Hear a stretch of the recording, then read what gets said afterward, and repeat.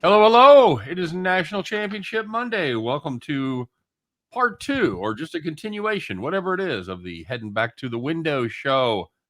I am your host, Scott Steen with winnersandwhiners.com. I am the lead handicapper over at W&W. And you, sir, what the hell is your deal? I am Scott Reichel, senior handicapper over winnersandwhiners.com.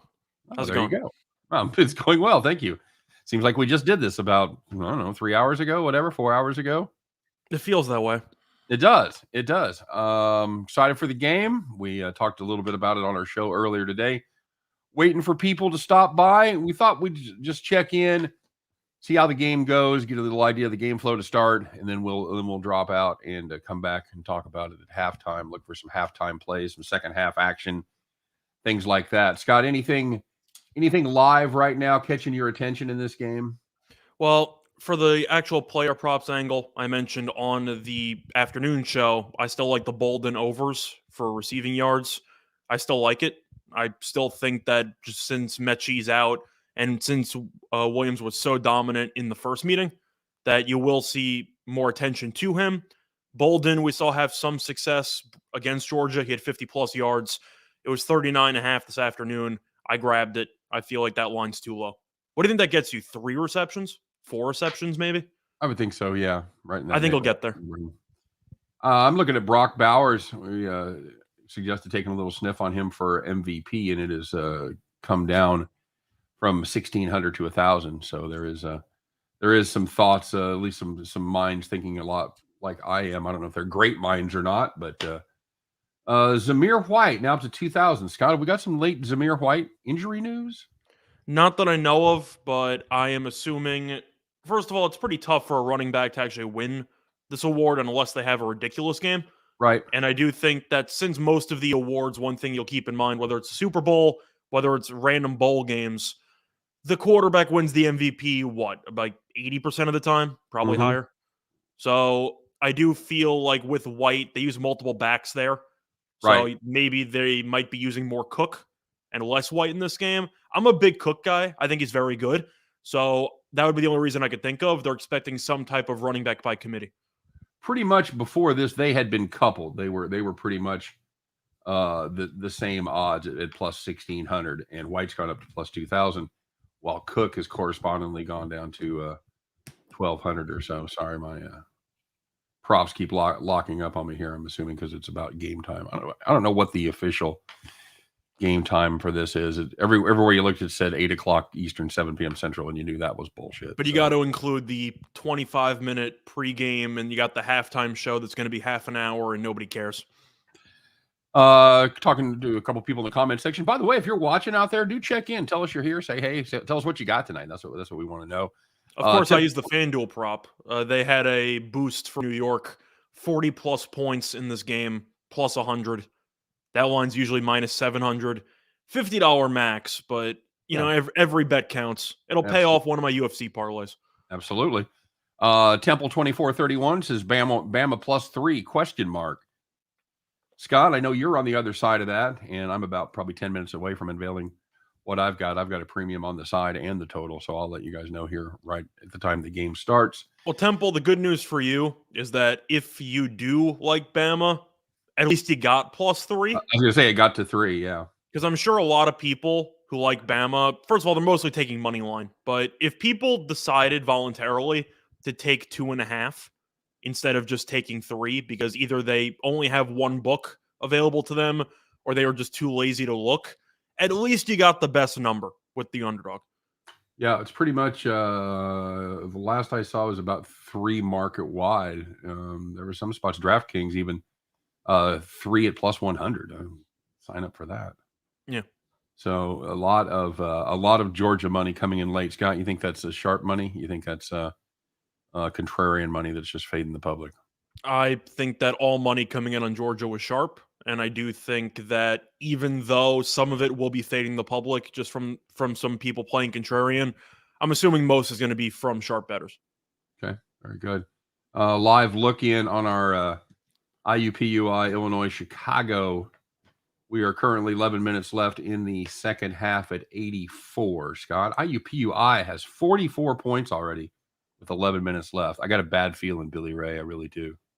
We'll see what happens, because that means that UIC is not doing much either. So that's the beauty of unders. You just need Yep. one team to be totally awful offensively. That's true.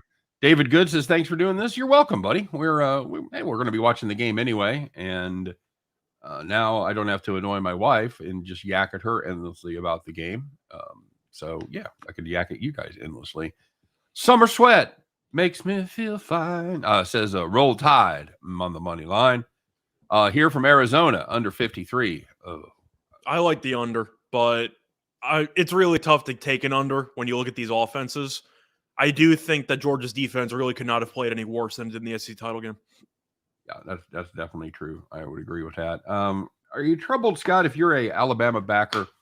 Are you troubled by the fact that they've only put up 4 touchdowns in 6 quarters since Mechie went out?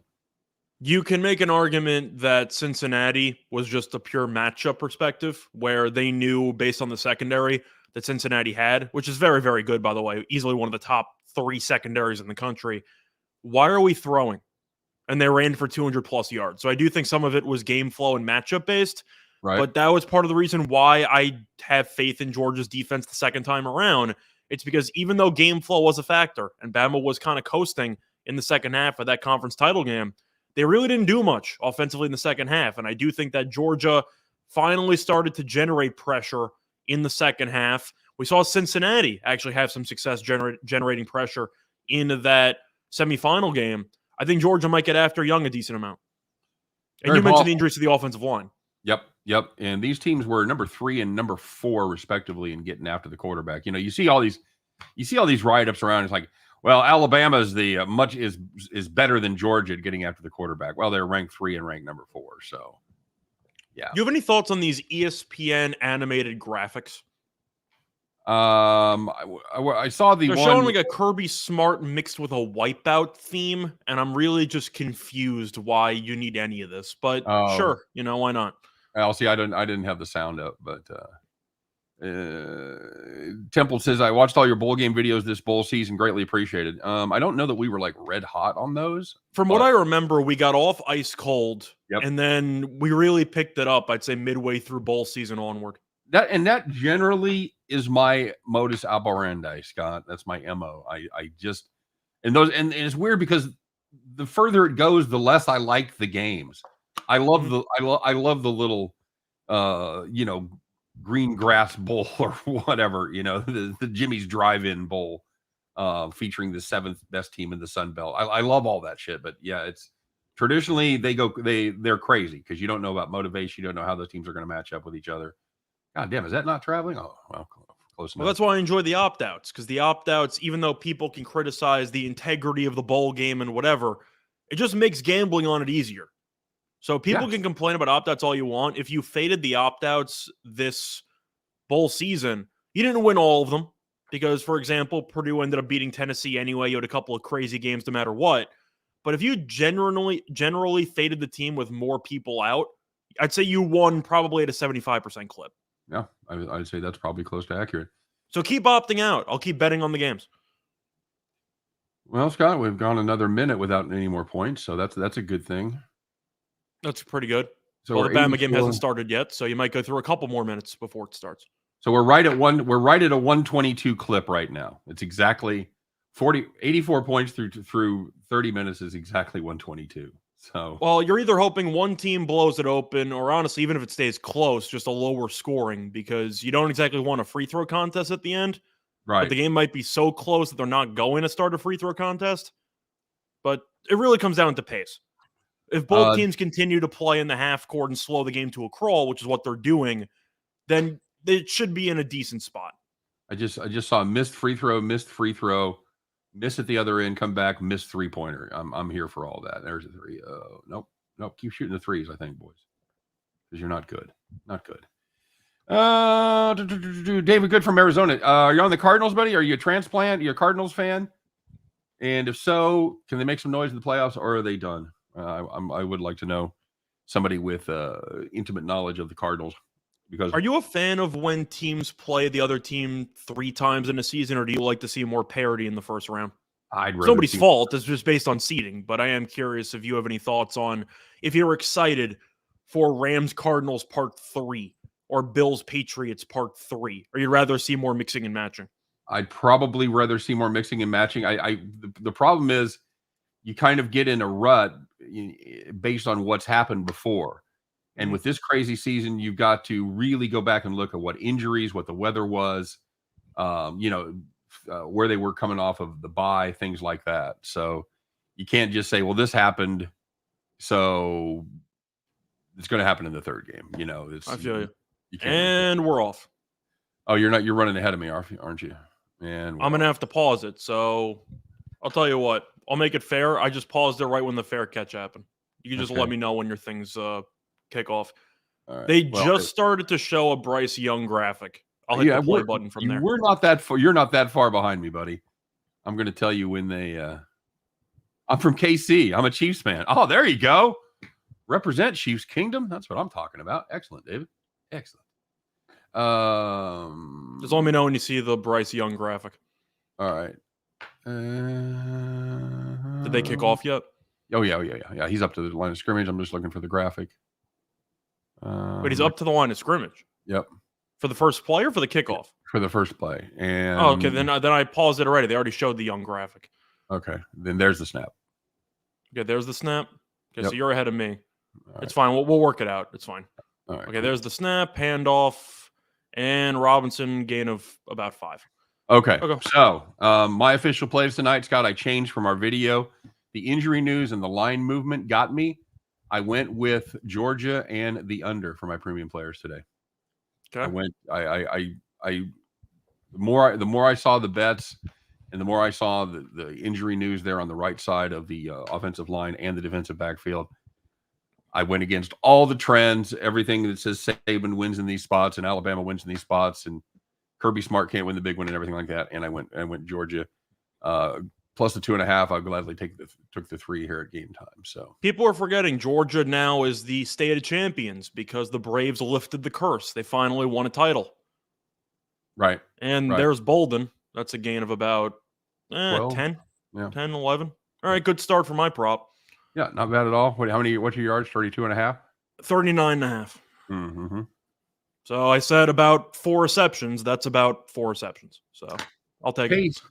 Are they they're still going no huddle to keep the dogs from? They're sprinting to the line. They're not snapping it as soon as possible, right, but they are going a little bit up tempo. Well, they're keeping them from substituting is what they're doing. I still find it fascinating how some defenses just play about 8 yards off the line of scrimmage.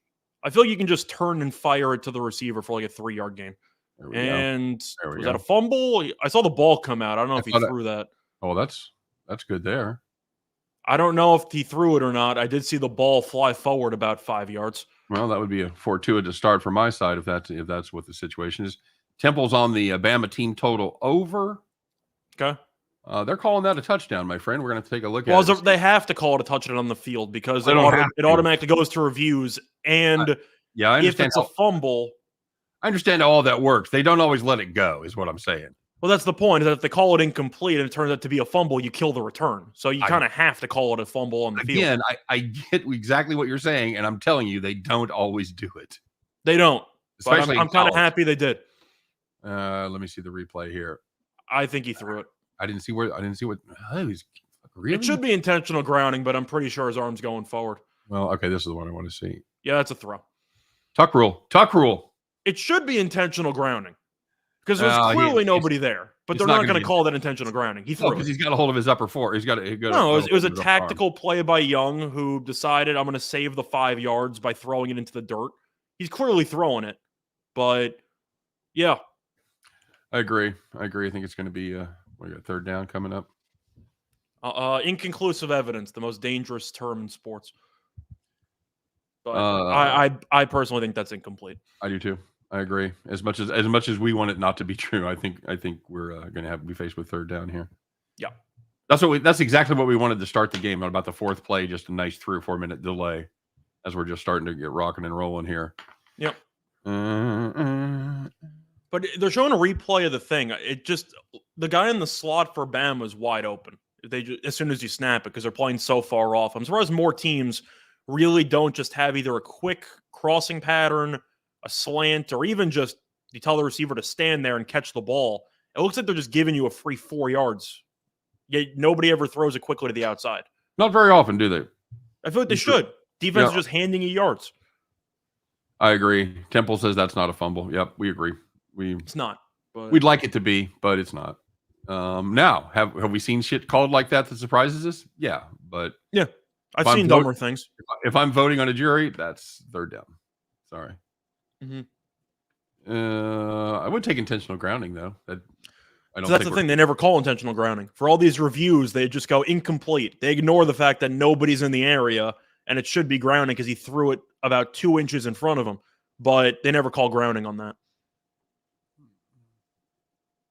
Yeah, it's incomplete. I see a lot. I got the sound down, of course, but I see his lips moving a lot. It doesn't look good. It's the right call. There's nothing more you can ask. Agreed. Wofford postponed tonight. This is reminding me of last year when every night we'd have 4, 5, 6 games postponed. Well, that's the thing with me because I'm writing college basketball articles every day, but I keep waiting until the late night to start writing them because I assume at least one of the games are getting canceled every single day. Yeah, that's legit. Oh, that was only first down anyway. Sorry, I forgot. I thought they had a drive. They had the pass to Bolden. They tried to go no huddle. Yeah, that's right. All right, boys. Williams headed to the backfield to talk to the running back, and he's headed back up top. Okay, interesting. I think you and I are pretty close here. Well, I tried to time it that way. And I'll tell you when the snaps happen. Trying to see if it's sending it. There's the snap. Pass to Williams. He's got room on the outside, and he tried to flying knee somebody. Okay. Solid technique, though. That worked out well for Masvidal in the UFC. That was a hell of a flying knee. That was a good blitz. That was a good play. They brought pressure from the right side and vacated exactly the spot that needed to be in. So, yeah, damn it. Oh, good. Okay. Georgia bringing pressure a little bit, Scott. Are you kind of need to?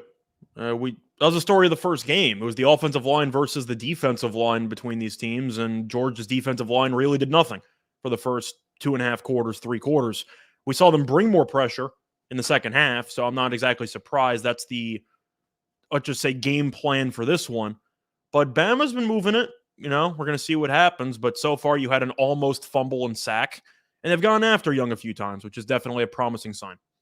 It looks very similar. I'm surprised that they are running a very similar scheme to they ran the last time. I thought they would that Saban would do a 180 and attempt to run the ball a little bit more. Maybe keep the tempo to keep Georgia from substituting, like here on 3rd and 1. I think that's a great move. Oh, they sub, so they're going to give them a chance to bring. What do you think? Inside handoff? Some read option trap play. I think it's going to be some sort of inside zone play. Yeah, that's my guess. That's my guess too. Could be play action. Let him throw for it. That wouldn't stun me knowing they were probably in 4-down territory. Or they're definitely in 4-down territory. They're definitely not kicking. So no, they're not kicking. And pitch to the outside, and he got it. Yep. All right. Alabama not really running the ball much, except on short yardage there. Yeah. I mean, it was we knew it was going to be a run. The question was if they were going to go inside or not. They've run that pitch play a couple of times, though, so they might seem to have an edge on the outside. Right. TL in the house. What's up, buddy? By the way, Matthew Torvik is here, and I didn't officially welcome Matthew aboard, so welcome to him. Welcome to everybody else doing our little watch party here in real time. There's the corner blitz, right where they threw it. Yeah. And Bolden gained a 9. Let's go. Do it for the player props. Let's go. Give me Bama live, buddy. Give me Bama live. You already ejecting? I don't like the way it's looking. I really don't. Fair enough. Really don't like the way this is set up. I mean, action's on the player prop. And when you have 39.5 and the guy's halfway there on the first drive, that's usually a good start. Oh, we're halfway there? Living on a prayer. It should be a handoff. Yeah, they keep running pitches. Okay, there we go.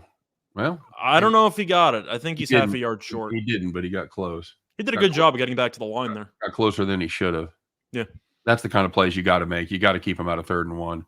Yeah. You got to turn that to 3rd and 4, 3rd and 4.5, whatever. There's a little hold by the tight end that was not called. Did he get it? I'm going to give it to Well, him. they gave Yeah, it to him. we don't measure much anymore, Scott. It's not really a thing. Takes too much time. It's overrated. All about the game flow.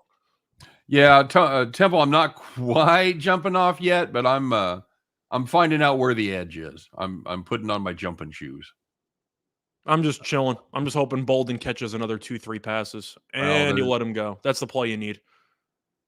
Okay, still incomplete, but you got to do a better job of getting after the quarterback there. Yeah, you got to make that play. Good coverage on the outside, though. They but ball was underthrown. Coverage was fine if it was a little higher. You had a shot there, but the ball was a bit underthrown. Trying to throw a back shoulder to him and get him to come through the defender for pass interference would be my guess. Yeah, but the throw was a little lower. It would have been pass interference. If it was higher, it would have been a catch. So he kind of found the spot that resulted in nothing. Spot. Yeah.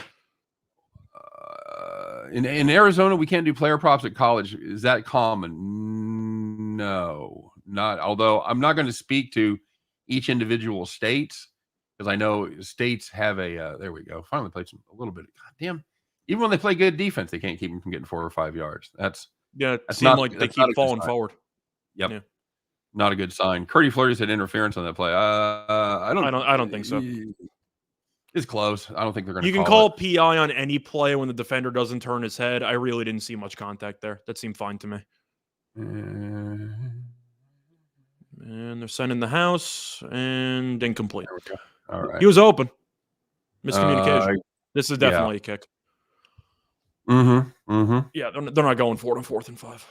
Well, that's exactly what Georgia had to do. They had to stone him right there and keep him out of the end zone. I believe Georgia can win. You could have called illegal contact there, by the way. It looked like some hand fighting there, followed by the receiver slipping. But I think that's you could call it, but it would be pretty soft. I'm fine with them letting that go on. Receiver just fell down out of the break. How about a chunk here? With this kicker, no, not so much. Yeah, it's amazing. Best kicker in the country. Finally got a good kicker. That was always astounding to me when you'd have these top flight programs that would have just absolute shit kickers. I never could figure it out. All right, Scott, a live update from our Bet the Farm play. We're under 4 minutes. We're tied up at 104. I don't mind a tie game. That's what I was saying. It's either going to be one team blows it open or the other team is just going to keep it close, but so close you can't foul. Yeah, I'd much rather see it than like that 5 or 6 point range. That's the worst. Yeah, that's the worst. But 3 to 6, yeah. All I know is if you told me going in, you need less than 19 points in about 4 minutes, you don't really hate your chances. No. Of course, you're not automatically cashing, but you're in a decent spot. Especially since you're assuming both teams are just going to hold the ball and drain all of the clock if it's one possession in the final 2 minutes. Yep. Agreed. 104 now, 3.5 left. So, and both teams have combined for 9 free throw attempts in 36 minutes. Well, that's not good. They're about to change that. That's not good. Big fan of the live shows during the game. Y'all should do it more often. We'll see how this goes. I'm pretty happy because Scott, we got 17 viewers, and I know that doesn't sound like a lot. And for some of the big time shows, it's not. But for us, on the night where everybody's watching the game, they could be at a bar, they could be with friends, they could be having a party, whatever. I'm all about it. I'm a big fan. I mean, truth is, we could do it any time because realistically, I'm sure all of you are aware as gamblers, we're watching all the games anyway. Right. So whether we watch them on camera or whether we watch them on our own, it doesn't really matter. We're still watching it. I have to tell you, in full disclosure, Scott, when it got to 15 points in the fourth quarter last night, I turned it off. My wife was watching with me. I said, "No, let's watch a couple of sitcoms," and I turned some of our shows on for streaming that we've been watching. And I happened to look up and see it was tied in overtime. I'm like, "Oh fuck!" And it's like out of the cartoons. It's like, where you see the things like, it's the most unbelievable NFL game since I'm looking on Twitter. It's the best NFL game since the. Well, if I wasn't rooting for a tie, that would be probably one of the 5 best games I've ever watched. Yeah. Just because of the fact that the game was absolutely nuts. Both teams were laying it on the line. And it was really just a bunch of plot twists, mostly involving ridiculous fourth down conversions on the final drive. Mhm. So the game was great. I was rooting for a tie. It didn't happen. That was Right. the only negative I have. But when the only con in a game is not getting a tie, you're setting the bar pretty high. Sunny D says IUPUI looking better. They are, dude. They look like a competent basketball team tonight. They're You know what that means. You know what that means, by the way, right? they're going to get crushed next time out. No, it means you got to fade UIC. Oh yeah, then no shit. Curdy Flirty hitting the over in the Bruins game. That already hit, and that's a great feeling sitting in the rocking chair right there. Curdy Flirty says Navy, baby. You know who didn't? That was one of the armed service that did come through today. The Army against Colgate. Oof, not so much. Bad second half. Got down 3 at halftime. Absolutely shit the bed in the second half. So I think that's the beauty, though, about just some hockey teams, like the Bruins, for example. So they're up 5-2 in the second. You automatically know Pasternak has at least one power play goal. They have 5 midway through the second. You know Pasternak's going to have 1 on the power play. He has 2, 1 on the power play. They had Marchand have the other one. That Bruins power play, year in, year out, really, really good. very solid. Very solid. Big possession here for UIC. Big possession for Georgia, too, but in the game we're actually supposed to be watching. Sorry. I'm expecting a handoff. Nope. They're letting Bennett throw, and he's running for his life. God damn it. All right, Bennett, you really haven't changed much. All right, good start. Clang. Bennett, what a guy. Ugh, okay. It's really amazing how some of these teams, mostly, well, Georgia in this case, because I actually think Bryce Young won the Heisman. You can't roast him. It's really crazy how some teams who are just so good have quarterbacks that are so mediocre to below average. Like McNamara was the quarterback in an actual playoff team. I wasn't a big fan of Cincinnati's quarterback. I thought that he was a good runner, not a great thrower. And yet they blew it dead, I guess. Yeah, 3 of the 4 quarterbacks in the actual playoffs, you can argue, are average in the grand scheme of things. Is that fair? Yeah, agreed. David Good, very nice comments. So like I said, wins and losses, you guys provide valuable information to help with choices. We do our best. We just take a look and just kind of tell you what we're thinking. We bounce it off of each other. The Bama D, baby. So far, so good. Yeah, what they have? What we have? Offsides there, Scott? What were they doing? Yeah, it was offsides, which is kind of interesting because they blew it dead, even though there wasn't anybody near the quarterback. So usually you'll let a play go unless somebody's like unimpeded.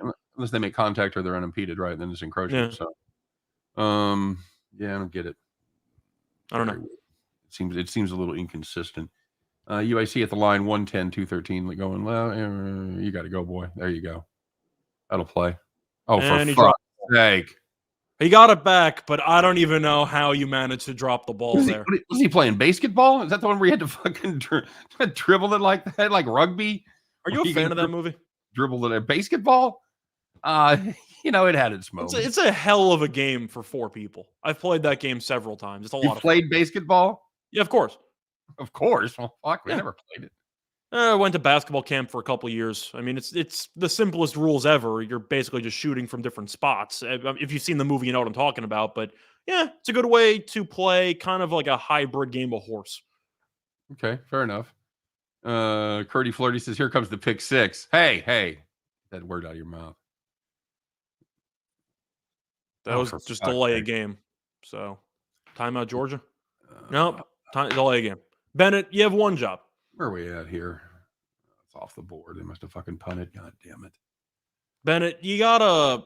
I know you're not any good, and that's kind of the, I guess, Achilles heel of this Georgia team, is the actual quarterback play. But you gotta at least have some awareness on the play clock. You gotta at least... I never understand how some of these quarterbacks take so many delay games or need to burn so many timeouts. Isn't the one thing you should pay attention to the play clock? Well, the most important thing. You've got a lot of things you're paying attention to. I know that, but the play clock, you're supposed to look at that every single play. That doesn't change. Right? Bennett rolling, and okay. No. All right. Yeah. Not an ideal start. 114, 150 left. I think we're in trouble, buddy. It's going to come down to free throws. You need the game to stay close, and you need the... We're fucked. They scored. It's 116 with a minute and a half. No, but what's the score? 116. No, I'm saying the 58-58. No, they're tied. 58-58? Okay. We're fucked. I'm telling you, it's not that bad because they're still Mhm. tied, so they're not going to start fouling intentionally. Georgia looks terrible. Not going to lie. Not going to lie about that. I think it's just Bennett. Well, But that's not a surprise. I don't think Bennett's any good. Well, he ain't putting pressure on himself. He's not running for his life because he wants to. We need that offensive line to step up for Georgia. All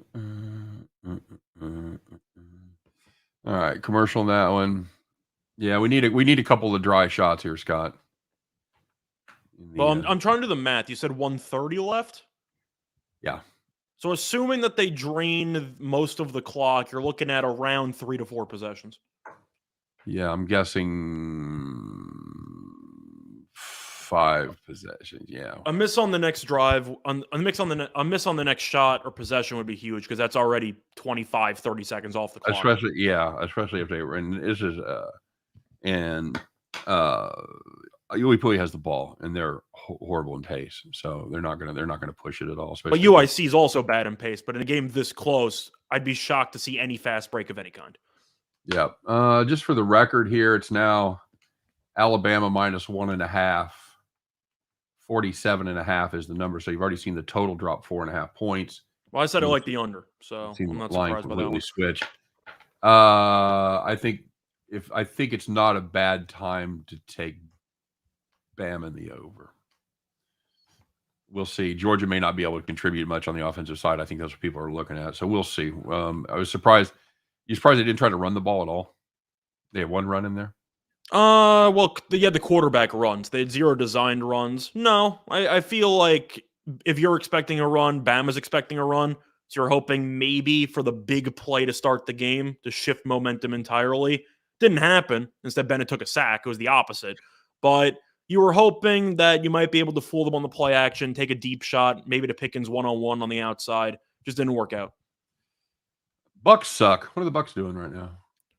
They're in a war with the Hornets, but they're down 11 now. Okay. That Charlotte team's not bad. No, they're not. Oh, sorry. Illinois Chicago has the ball. Sorry. All right, we need dry trip, and we got a shot. Yeah, let's see what happens. Drive the baseline, pass, dish, beyond the arc. Top of the key, push, spin, nothing there. Yep, fuck, fit inside. All right, boys, 112, 118. Now we're kind of up against it, Scott, because they're gonna push if they miss. Oh, it's a sweat. What more can you ask for? We need 2 misses in a row. Well, we're still alive under a minute. So what do you want? What do you want? Okay, well, they're tied with 50 to go. Is it Oh, going to come down to an IUPUI buzzer beater? no, we're beat, Scott. We're tied. We're tied at 60. We're Yeah, I fucking. know. We have 123. Oh, we do have 123. You're right. All right. And he hit a 3. Game over. Oh shit! Fuck! It was their big man too. All right. Well, He can shoot. huh? He can shoot. Yeah, apparently. If he misses that, we're in decent shape, not great Yes, shape, but now it's just over. Yep. All right, good run. Yep. You knew when IUPUI was putting up 60, that was a confident shot, by the way. There was really still was. 15 on the shot clock. Yeah. There we go. I'll tell you what I liked as far as prop bets goes. I didn't hate either quarterback rushing yards over. Okay. Especially like Bennett, but I always get worried about the sacks. Yeah, sacks are included for rushing in college, but not in the pros. Right. Yeah. For those of you that are used to those being in the pros, they count off of receiving yards or off of passing yards rather. God damn it. Call the cops. What's up, R. Rivera? Good to see you in the house, man. First down there for Bama. There's the run. I do like the pace that Bama's playing at, though. I just don't know. So who's playing? So both the linemen are playing, huh? Well, we knew that they were going to play. The question was how well they would play. I just don't think they can run. I just don't think they can run a gap or B gap against this defense, especially with the guard with a bad shoulder. I just don't see how that happens. That's probably why they've been calling so many toss plays to the outside. Right. Right. You notice they're playing a lot of it's going left-handed. There you go. And pass to Bolden. Give me another 7 yards. 7, yeah. All right. So that prop so far is looking pretty good for me. It is. Was that 3 catches for about 30? Right in that neighborhood. Let me. 3 for 27. All right. I need about 13 yards. Not bad. All right, here we go. I need to stop here. I'm looking for a crossing pattern to Bolden over the middle, if I had to guess. Ah, damn it. I was very, very close. Oh, I was very, very close. He did come across and I did throw it to him. I was kind of expecting something more downfield. There went 2 of your. Bolden, yeah, okay. All right. So I lost 2 yards. Devastating. He's into 25 right now. 4 for 25, buddy. I like your shot. The receptions were nice too. You see that play action frees them just enough for him to get that off? Yeah, just enough to throw a pass for -1 yards. Yeah, that worked out well. That's good. That's good D right there. No, Georgia needed it. Yeah, they really did. That was a big play for Bama and for the total. Yeah. Well, the total, of course, you could always have a crazy. Of course. I'm just talking about as far as the number that's going to be posted. Yeah. All right. Oh, that was Georgia's own player. That's not a penalty. Fuck him. Have any opinions on the college basketball games tonight? IUPUI is dead to me. No. I like the over in the IUPUI game. It's a solid play right there. Yeah. We're gonna bet the new farm. I'm trying to see what's still to come. I saw a lot of games got canceled. Shocker. So you're a little bit light on the card compared to what was supposed to be the case. Right. Well, I know we got the SWAC games get canceled. Yeah, Alcorn State, Alabama State. Is that gone? Let me check. That's the only game I see that's still left. I was tempted to fade Mississippi Valley State today, but I'm not sure if the game actually happened or not. Yeah, that was the last game. I've got nothing else. I got nothing else starting, man. Mississippi Valley State started like 10 minutes ago. Oregon State. I don't know. Why did I have it on my card? Where am I at here? Playing against Oregon. 10 o'clock. Mm-hmm. Oh, there it is. Oh, there we go. We got Pepperdine too. I wouldn't touch. I hate those teams. Oregon State, home dog. Ugh. I don't like Oregon, but I'm not going to back the 3-10 team. Yeah, I know. They're going to take the points at home. I agree. Yeah, I'm okay with that. But yeah, like you said, on paper, you have Oregon and Oregon State, so you blindly take the in-state rival at home. Yep. They're 3-10. I'm not taking Oregon State. Covered their last 2. Nice win over Utah. 12-point win at home over Utah is a 4.5-point dog. Could we do it? Could we see magic again there in the Pac-12? They could. Oregon's not a very good team, but just conceptually, I'm not going to back, especially since they played Utah in their last game. They had 3 games canceled after that. So I'm not sure if I'm assuming it was COVID issues in their program because 4 of 5 games got canceled. So I would look for some COVID information before you bet it. Let me check injuries here. Yeah, everybody on these 2 looks good. Oregon State. That was in the tournament. Regular season. It's been kind of a dogfight, but it's been an away series, Scott. At least it was last year with these 2 teams. Both the away teams pulled off victories. So Rangers on the money line. Surely that game's in action, right? Well, they're playing Colorado. No, they're playing in Los Angeles. Sorry, Rangers are playing against the Kings. So okay. No, you have like an hour and a half for that one. Colorado's playing Seattle in about 15 minutes. Okay. So yeah, I knew Colorado's playing the Kraken. So what's the number on that? I might get involved in that Rangers game. Line right now is Rangers. That's close to pick 'em. Kings are a slight favorite at around -115. How are the Rangers on the road? Any good?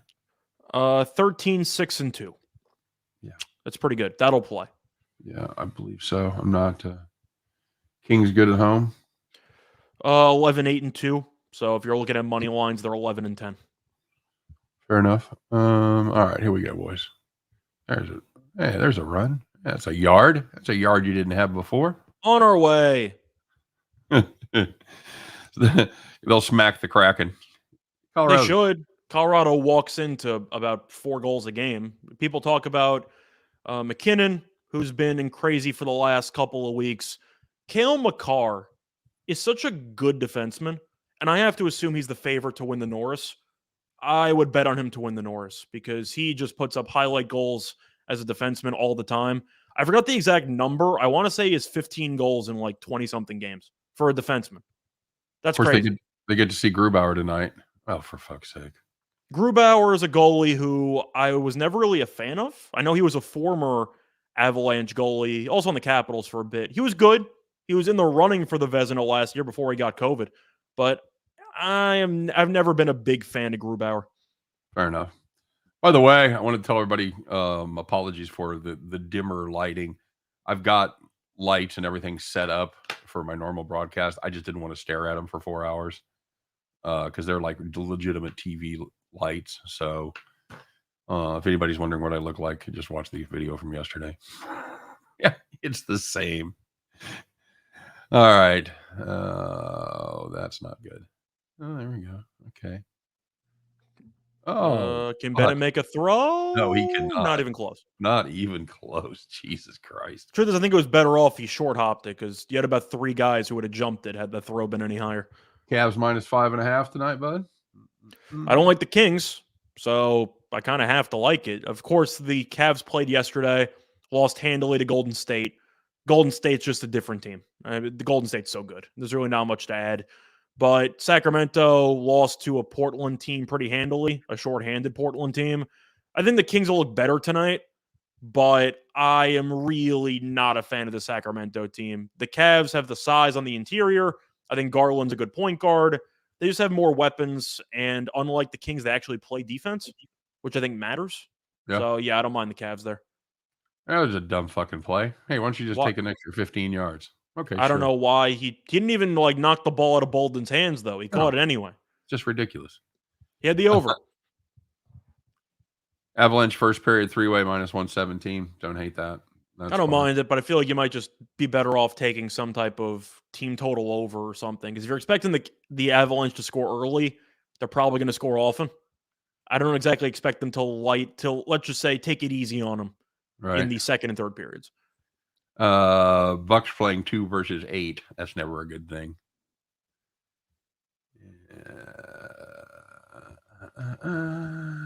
Well, you still have Holiday out. You got a bunch of guys out. Middleton's been pretty streaky. Giannis has been so good. Of course, he had 40 and 13 last game. I had the Hornets anyway, and they ended up winning. That Charlotte team, though, I'd keep an eye on them because they had some injury issues earlier in the year. I'm not a big Gordon Hayward guy, but at least he's a pretty solid third, fourth option. Bridges I like. LaMelo's really good. Rozier's really good. They have pieces. They have any superstars? No. But they do have a pretty entertaining and talented roster. Yep. 131, Scott. So IUC did exactly what we needed them to do. They put up 67. That should have been easily good enough to get us home with this IUPUI team, but they broke out, put their high total of the year up, bud. They put up 75 in the second half between the two of them. So I see the Jazz are tied with the Pistons in the fourth. They were up 22 in the first half, and now they're not. So, yeah, let's see what happens there with Utah. But you take that Pistons live play? I did not. Because why would I ever take the Pistons? Outscored them by 17 because they outscored them by 17 in the third quarter, brother. That's why. Doesn't matter. I've been following teams in quarters. Dwayne Casey with the Pistons in the fourth quarter, easily one of the worst fourth quarter teams in the league. Detroit is awful. New York parlay. What's that? The not the bada bing. What is it? Bing bong. The bing bong. Knicks, Nets, Rangers. Well, the Knicks already are in the second half, so you'd have to be looking at a live play. That already happened. You should probably still getting a very similar prize, a 2-point game with 10 minutes left in the fourth. Yeah. Or excuse me. No, I'm sorry. Switched on me. Third. 11 minutes left in the third. Yeah. Sixers beating up on the Rockets. That's not even fair. I faded Houston's defense yesterday, and they gave up 140 points. So let's just say I'm not shocked that the Sixers are potentially pushing 65 in the first half. Houston's defense, it's either the worst in the league or bottom 2. Because if you look at their recent performances, they just hand out 120 like it's candy. You're getting 120. You're getting 120. Pretty much. That's exactly how the Rockets play. They are up-tempo, fastest pace in the league, and none of their guys play defense. So it's kind of a recipe made in heaven. Is there any reason you should ever not fade Houston when Christian Wood's not playing? No. But the thing about Houston, which is a beautiful thing, is that even when Wood's playing, you can still fade Houston because Wood's playing tonight. They still stink. Yeah, true. Curdy Flirty said I bet it already. Okay.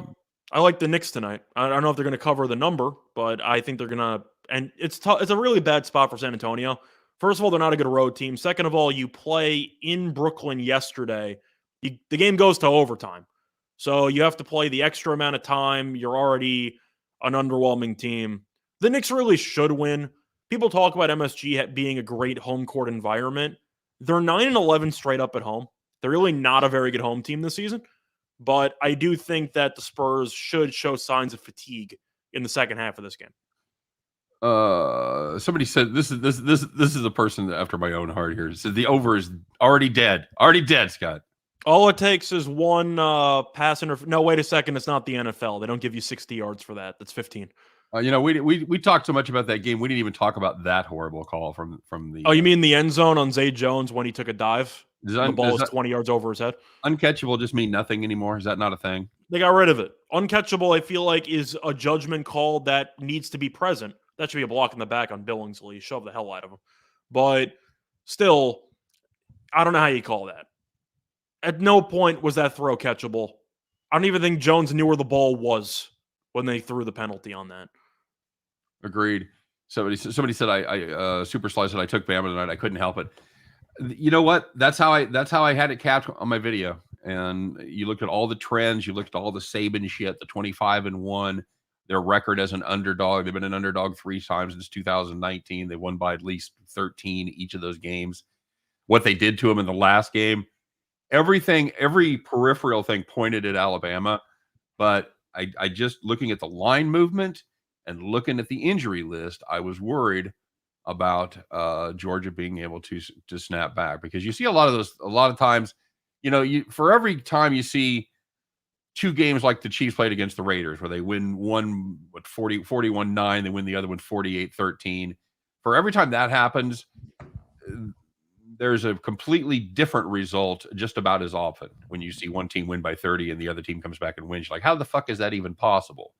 And it's sports, man. And now in baseball, it makes more sense because obviously it's all about the pitchers. So, you can have a shitty pitcher going one day, a good pitcher the next day, but whatever. So I ain't mad at anybody for taking Alabama. You could make a fantastic case for taking Alabama. It was just basically trying to dissect the line, trying to dissect where I think Vegas and the books wanted to be is kind of what drove me to this decision, as well as the injuries go. I'll tell you what, though, if you actually have Georgia in this game, don't get me wrong. You, of course, would hope the offense has more than 1 yard right now. Mm-hmm. You're only down 3-0. Yep. It could be a lot worse right now. It could also be 7-3 if that had been ruled a fumble. So that is true. Well, it wouldn't have been 7-3 because the drive turned into. Yeah, good point. It would be 7-0. Still. Of course, that one they get him on a shot to the head. Beautiful.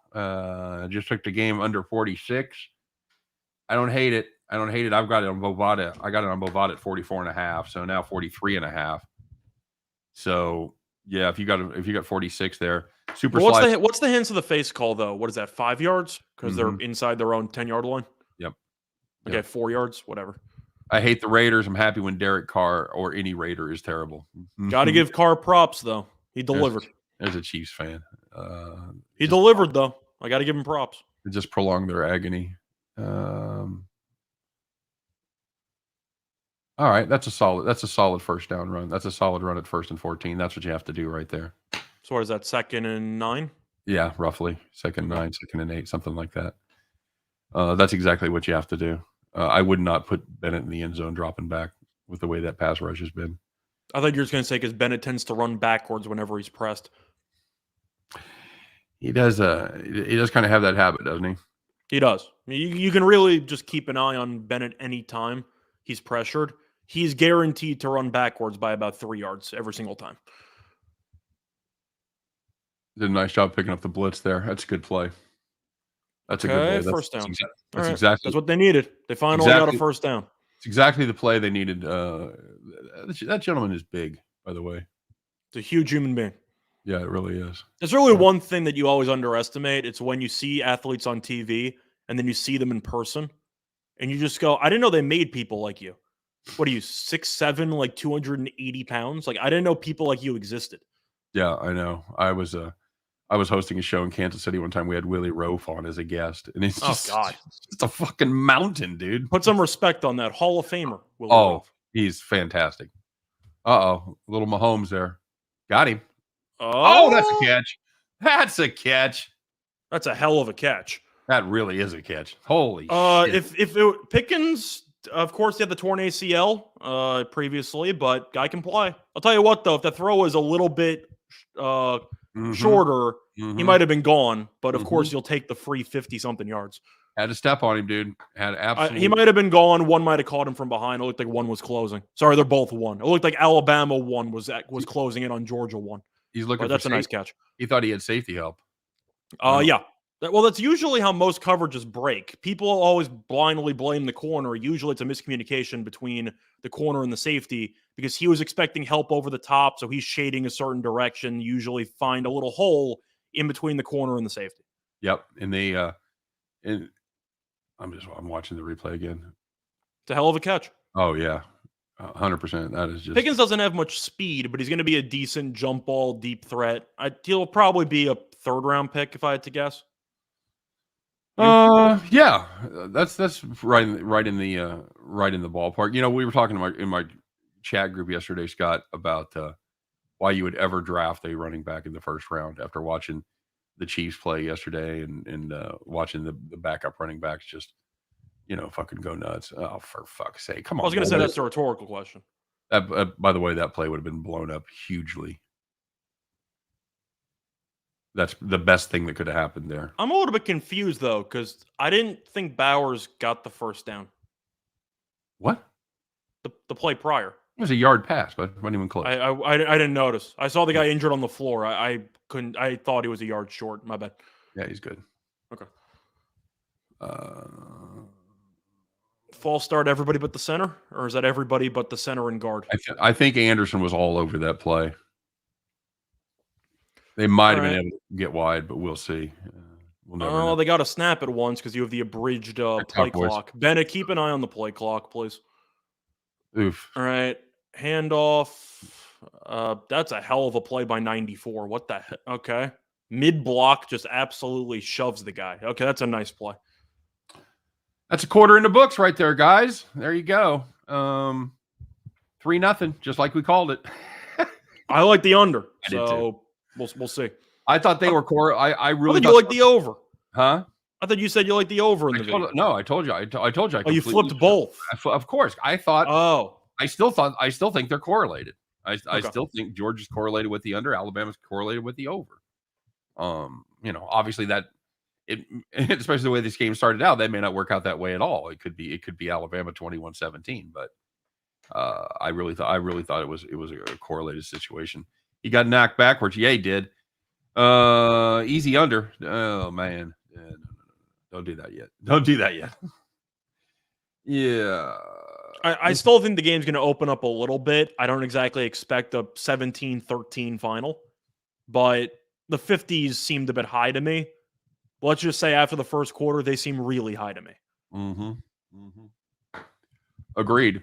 I'm curious to see what Georgia, because they've had some success throwing the football. As long as they can keep the pressure off, I think they have a shot. But the thing about Bennett. Bennett's mobile, but you don't exactly trust A, his decision making, and B, his accuracy. Doesn't throw on the run. Doesn't. Yeah. If you watch his footwork, you got to keep him clean. It's very bad rolling out. He has to stop and plant, Scott. He has to throw that foot forward. to be able to generate the power. It's something about, I don't know if it's arm strength or it's the lack of proper torque on his hip, but it seems like he doesn't fully rotate as well as he should. It's all at this level, Scott. It's almost always body. It's not arm strength. Those guys all have arm strength. That's what I'm saying. It doesn't look like he really twists his hips that much when he tries to actually torque himself to make the throw. No, he does if he's got a clean pocket. If he can step into it, his rotation is good. If he doesn't, if he's rolling, you'll notice his rotation is late, and that's why everything just gets bounced. He looks like a fucking shortstop with the yips trying to throw to first base. Flip flop, yes, Curdy, I absolutely flip flopped. I 100% buy it. And that was a fun video to make for my premium players when I said, yeah, you know the video you watched 2 days ago? Fucking forget all about that. I've gone. I converted him to the dark side because he just agreed with the 2 plays I ended up liking. It was, well, no, but I know. We did not have a conversation after, but it's a real. It makes me feel better. Yeah, that's how I did my video. I said, you know what? I made all these picks and I had all these reasons, but Reichel went the other way, so fuck it. That's the way I'm doing. He's the analytics guy, whatever the hell that means. So maybe he's onto something. The Pissingtons about the win outright. Yeah, good for Utah. I'll tell you what, people give Gobert a lot of crap because, of course, the COVID microphone stuff definitely didn't help his, let's just say, reputation. And, of course, getting exposed in the playoffs defensively for not guarding the three-point line well happens every single year. He is so invaluable to that team. Comparing Whiteside as the replacement, there's such a huge difference between Gobert and Whiteside. There we go. Ooh. I like Gobert. I think Gobert is good. Oh, good. Yeah, especially a defensive player. Yeah. Our reverse is I'm on Alabama plus 7.5 and over 45. Okay. I don't hate half of that. Wait, 7.5 plus 7. I'm assuming you teased that pregame, but I'm trying to figure out the math on that. What's that? It was plus 2.5 or 3. You got 10 points. You got 7 points. You got 7 points. He's got a great book. Yeah, he probably did the alternative line parlay. He probably found some middle over there. He does mixes all the time like that. Well, it's smart. You create your own teaser. There you go. There you go. Whoop. Okay. Take the first down. Yeah. Okay. Take the win. Open it up. Please don't run it.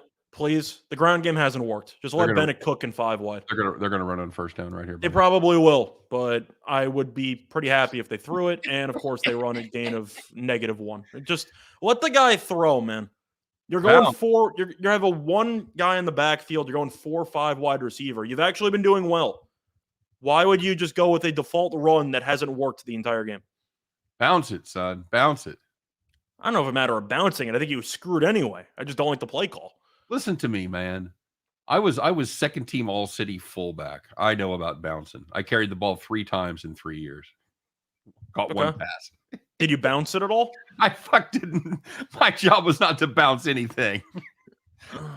I bounced receivers away from my defenders away from my running back. Hey, that might have been miscommunication. Oh, fuck. What's worse than a fade? Bad fade. I hate the damn fade. Gobert got COVID twice. Did he get COVID twice? I know he had. Yeah. Well, he got COVID when it first started. Then he got it again. So it wasn't like a Lamar Jackson situation where he got it twice in like a month and a half. But he has had it numerous times. He was pretty much patient zero for the NBA. Yeah, he was. All right, here we go, boys. Let's go. Let's go. What was that though? That was April. I think that happened. March. March. Oh, that's right. It was around. March Madness. That's conference tournaments. Yeah, that's right. Oh, there's a fucking genius play. Ooh, there's a good way to get your second string quarterback to come in. Not a terrible thing. It's also a good way to kill any hope of an over. Mm-hmm. Bennett interceptions over a half. I don't mind it.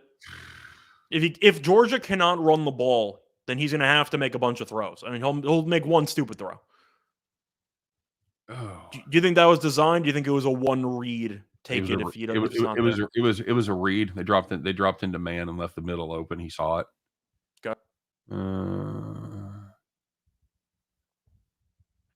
It really all comes back to that first down play. I get you want to assert your dominance at the line of scrimmage, but your success has been through the air. Why would you bother?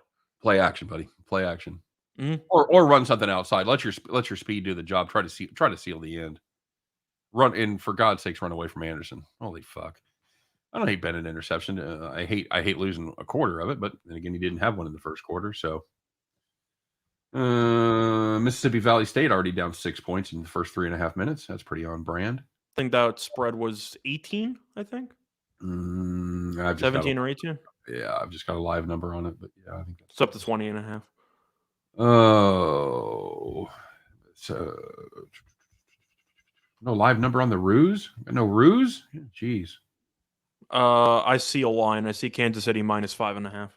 Isn't it tipped off? Well, sure it is. You got a live Second number? half. You I got a live number. Okay. Good stop for Bama. It was absolutely, Dave. I mean, if you wanted, you could tell me what you want. I'll put it in for you. What you really, really want? No, I don't want to. I don't want to bet money on the Ruse, dude. That's fair enough. I don't want to touch either one of those teams. You can take Omaha +5.5. Again, no. I need a truck. I need this fucking Denali, Scott. Flatbed or no? Oh yeah. Give me the flatbed. Are you a truck guy? You think you'll ever have a big truck? No. Me, no. You maybe. Then again, you can't drive, so I don't know. I do drive. I can drive. I thought you have the eye issue. I thought you weren't able to. I do. I just don't drive that often. Okay. But I will drive on occasion. I still drive. If somebody else has the opportunity to drive, I would never feel good if we got in a wreck going, well, somebody with better vision could have been fucking operating the vehicle, but I wasn't. So fair enough. During the commercial break, I switched over to the Bucks game. It's a 2-point game with 3 to go. I'll change. Just let me know when the commercial's back, and I'll change it back. I will. No problem. Never mind. Timeout. Great. The Ruse. I said I've got Avalanche -1.5 on the puck line. Yeah, I don't hate that. That was I don't know about a must stop for Bama there, but it was a big one. It wasn't a must stop, but it would have been huge just for pure momentum if Georgia scores a touchdown there and actually has the lead for once. Yeah, true. Matthew Torvik wants to know if you guys get to hang out often in person. Scott, you want to tell him the news? Yeah, I've never met him in person. Never met him in person. Never. Scott could be 6'9" for all I know. I could be. It would be the greatest trick I've ever pulled if I turned out to be like 6'7". I think we're coming this spring for the Islanders game. I know my son's coming. I don't know if I'm going to come or not, but it's very possible. That's the thing. We would have hung out a lot in person, but we had a damn pandemic, so we couldn't really do much. Yeah, there would have definitely been some trips to Vegas and AC. Yeah, no question about it. Chiefs under in the Chiefs-Steelers game. We talked about that. The problem there is the fucking Chiefs may do almost all of the heavy lifting themselves. Truth is, I'm not really worried about it. Game's back, by the way. If you did not assume it, I assume you changed it back. But all I know is that I can understand being scared of the Chiefs scoring 40. I don't care. I said on the joint show, you open up a Steelers total anywhere above 42.5. I'm betting the under. Because you just assume the Steelers on a good day are scoring 17 points? Yeah. I don't see how they put up more than that. Oh. That's if they get to 17. That was a shot. Bryce Young should have opted out. UBS Arena, a little disappointed. Scott, that's the Islanders, right? Yeah. I don't know if it's a matter of being disappointed or it's a matter of wide open. Williams gain of about 30. And now you're back. Now you're back to ahead of me. And he killed his knee. Oh, just about got to him, huh? He might get up, but he's grabbing it. That left knee went out on him. It might have. That's not good. Tell you what, if he's actually injured, now would be a good time to take an under. He's all right. He'll be back. I'm saying if he's not, it would be a good time to take an under. If he let him anywhere, he was gone. That was not a great throw. He pulled up before he even got hit. Yeah, he's reaching for his knee before he even got hit. There it was. I saw it. Watch his second step. Not that one. Yep, yeah, that he's one done. right there. He's done. That hurts. Oh, yeah, grabbing. Oh yeah. Yeah. Fuck yeah. Yeah. That's not good. That's not good. If you wanted to take it under, now would be a chance. But I'm trying to figure out who Bama is going to Throw the ball too. If you want to take a live line on the Bolden props or the Billingsley props, you can try something. But yeah, that's rough. That's a horrible break. That's really, really bad. You know, we sit here like, you know, good talking heads should do and roast these fucking 19, 20-year-old kids who make the decision to opt out of their games because, you know, and it causes us problems when it comes to betting on them. So we get all pissed off at them. And then something like that happens and you just feel fucking terrible. Yeah. Here comes the locomotive. I don't know. We'll see. You know, because they certainly had pressure in his face. That was a good throw by Bryce Young, considering the pressure, Scott. It was a good throw. I was just saying, had you led him, no one's catching Williams in the open field. But for the actual situation, it was a good throw. Unfortunately, his left leg went one way, and his knee didn't fully cooperate. Shot by J-Max is for Georgia by 7, boys. I like the way you're thinking. I'll tell you, I do think, though, if you want to correlate, or if you want just a play you could look at right now, Bama team total under might be the move. Let's see what we got it at. It might be. Of course, I've got fucking shit lines here with Bovada. My live line shut itself off because they don't know how to handle the Williams injury. You got drive props? I was looking. First of all, I was trying to actually do it on a drive, but unfortunately, I forgot that I purposefully paused it so I'd be on pace with you. So by the time I looked up, it's like 2nd and 6. I'm like, I forgot. I'm not live right now. That's my bad. That's all right. If I could get a drive prop now, I would bet field goal. If we, yeah, you think? Good call. It'd be plus money. I would take it. You plus money right now? Where they at the 30? Give or take. Of course, punt's now going to be 100-1. You have turnover is going to be 4-1 usually, but usually when you're in field goal range, it's around 1-1 field goal touchdown. Right. So you're usually looking at plus money on both. Okay.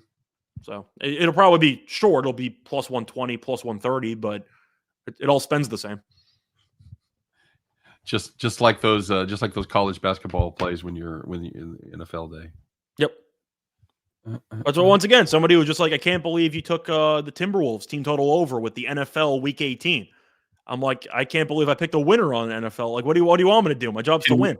Can we tell a little secret? Because as the person who's kind of responsible for your content, ultimately, I roast you all the time about that shit. Now you do. You got a little better at it, but well, I'm picking the NBA. I know. It used to be me picking before Mississippi Valley became mainstream. I was picking them, Chicago State, and people are looking at me like, "What the hell are you doing?" And I'm like, "I'm winning. I don't know what more you want from me. My job's to pick out winners.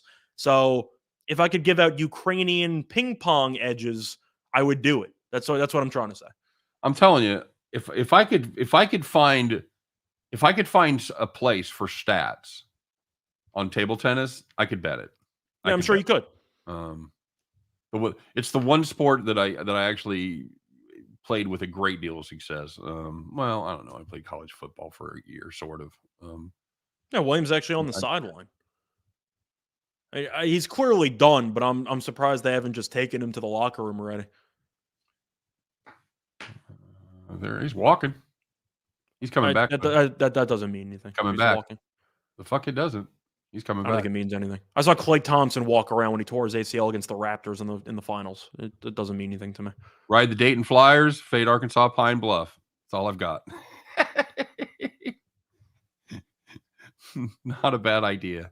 Here's your field goal prop, brother. 3rd and 1. Let's see what happens. Oh, you're ahead of me. Oh, what we got? Pause it. I didn't get the field goal. They didn't put the drives back up.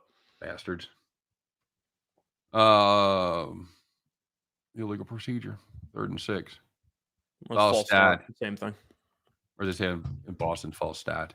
I'm assuming Bama would have went for it anyway had they gotten stuffed. So that's not an end of the world thing. In fact, you're actually probably rooting for a penalty in the situation if you have a field goal. Mm-hmm. Yeah, I would think so. Yeah. He looks okay. I am telling you right now, they're straight up just walking into the locker room. He's behind. Yeah, easy.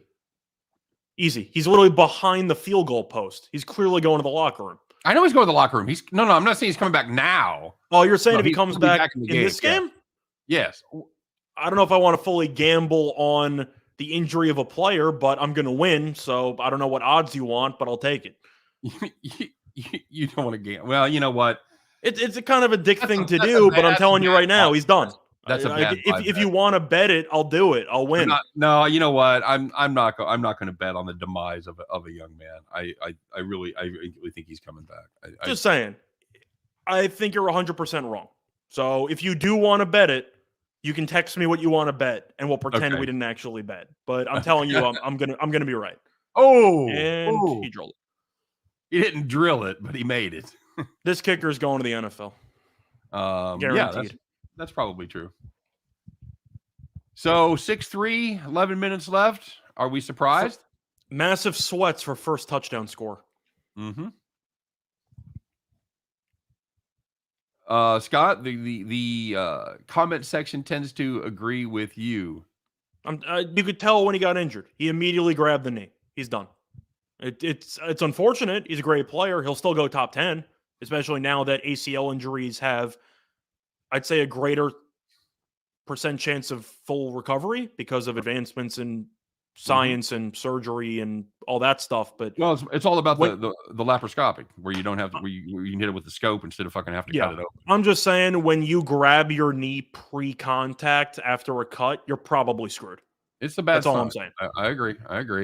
Bronco Devils, Scott. Do you know we lost the Uepui game tonight? I thought Carrot's the one who reminds you that we lose after he does it. He does it just for fun because inevitably somebody will check in. Bronco Devil's cool. He's just fucking with me, but inevitably somebody will check in the comment section and go, "That was a terrible pick." Like, well, okay. Tell me that before the game. That's when you impressed me. Can you believe that somebody out of the two of us originally liked the over in the Bama Georgia game? Fuck off. Can't believe it. No, you switched. You're off the hook. You switched it. I know. So you're good. I told you. That's Georgia punt plus 105. Now that is tempting. It is tempting. That is very, very tempting. Bronco I'm trying to think of all the plays. They didn't do anything. They just had a 50-yard catch to Pickens. Or pass to Pickens. Yeah. Rivera says Miyagi's going to do that rubbing of the hands. That's right. Fucking just lay those hands on me. Do you watch Cobra Kai? I have not, but I've heard it's good. It's the funniest fucking thing. So he's basically has his own dojo, and they go to the competition. One of his kids hurts his leg, so he gets him back there, and he goes, and Ralph Macchio puts his hands together, starts rubbing, going, "Fuck, I don't know what I'm doing, doc, medic." He just called the doctor to come in. It was funny. No, I know you.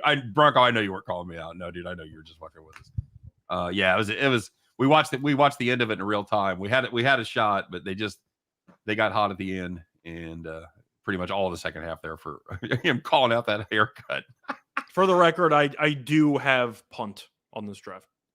I will say this about my haircut. In all fairness, it looks better without the headphones on.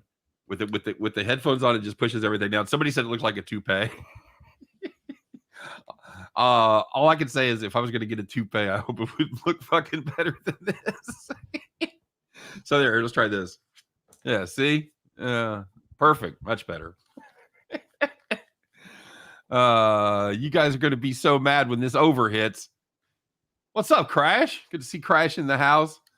It could absolutely hit. These teams could go boom, boom, boom, boom, and all of a sudden we're sitting. It depends. Over what? The live line or the original line? I think he means the original line. With Williams and Mechie out, this game's not going over. You can quote me on that. It's up to 45.5 now, man. Yeah, you had a field goal. You have overtime draws. No, you have no touchdowns right now. That's what Bama. We need right don't get me wrong. Bama's still going to move the ball. Oh, motherfucker!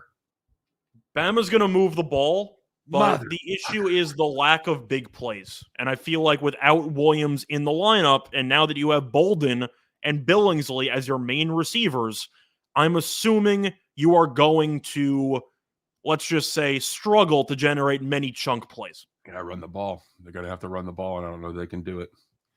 I'll tell you what, big return call back on a holding.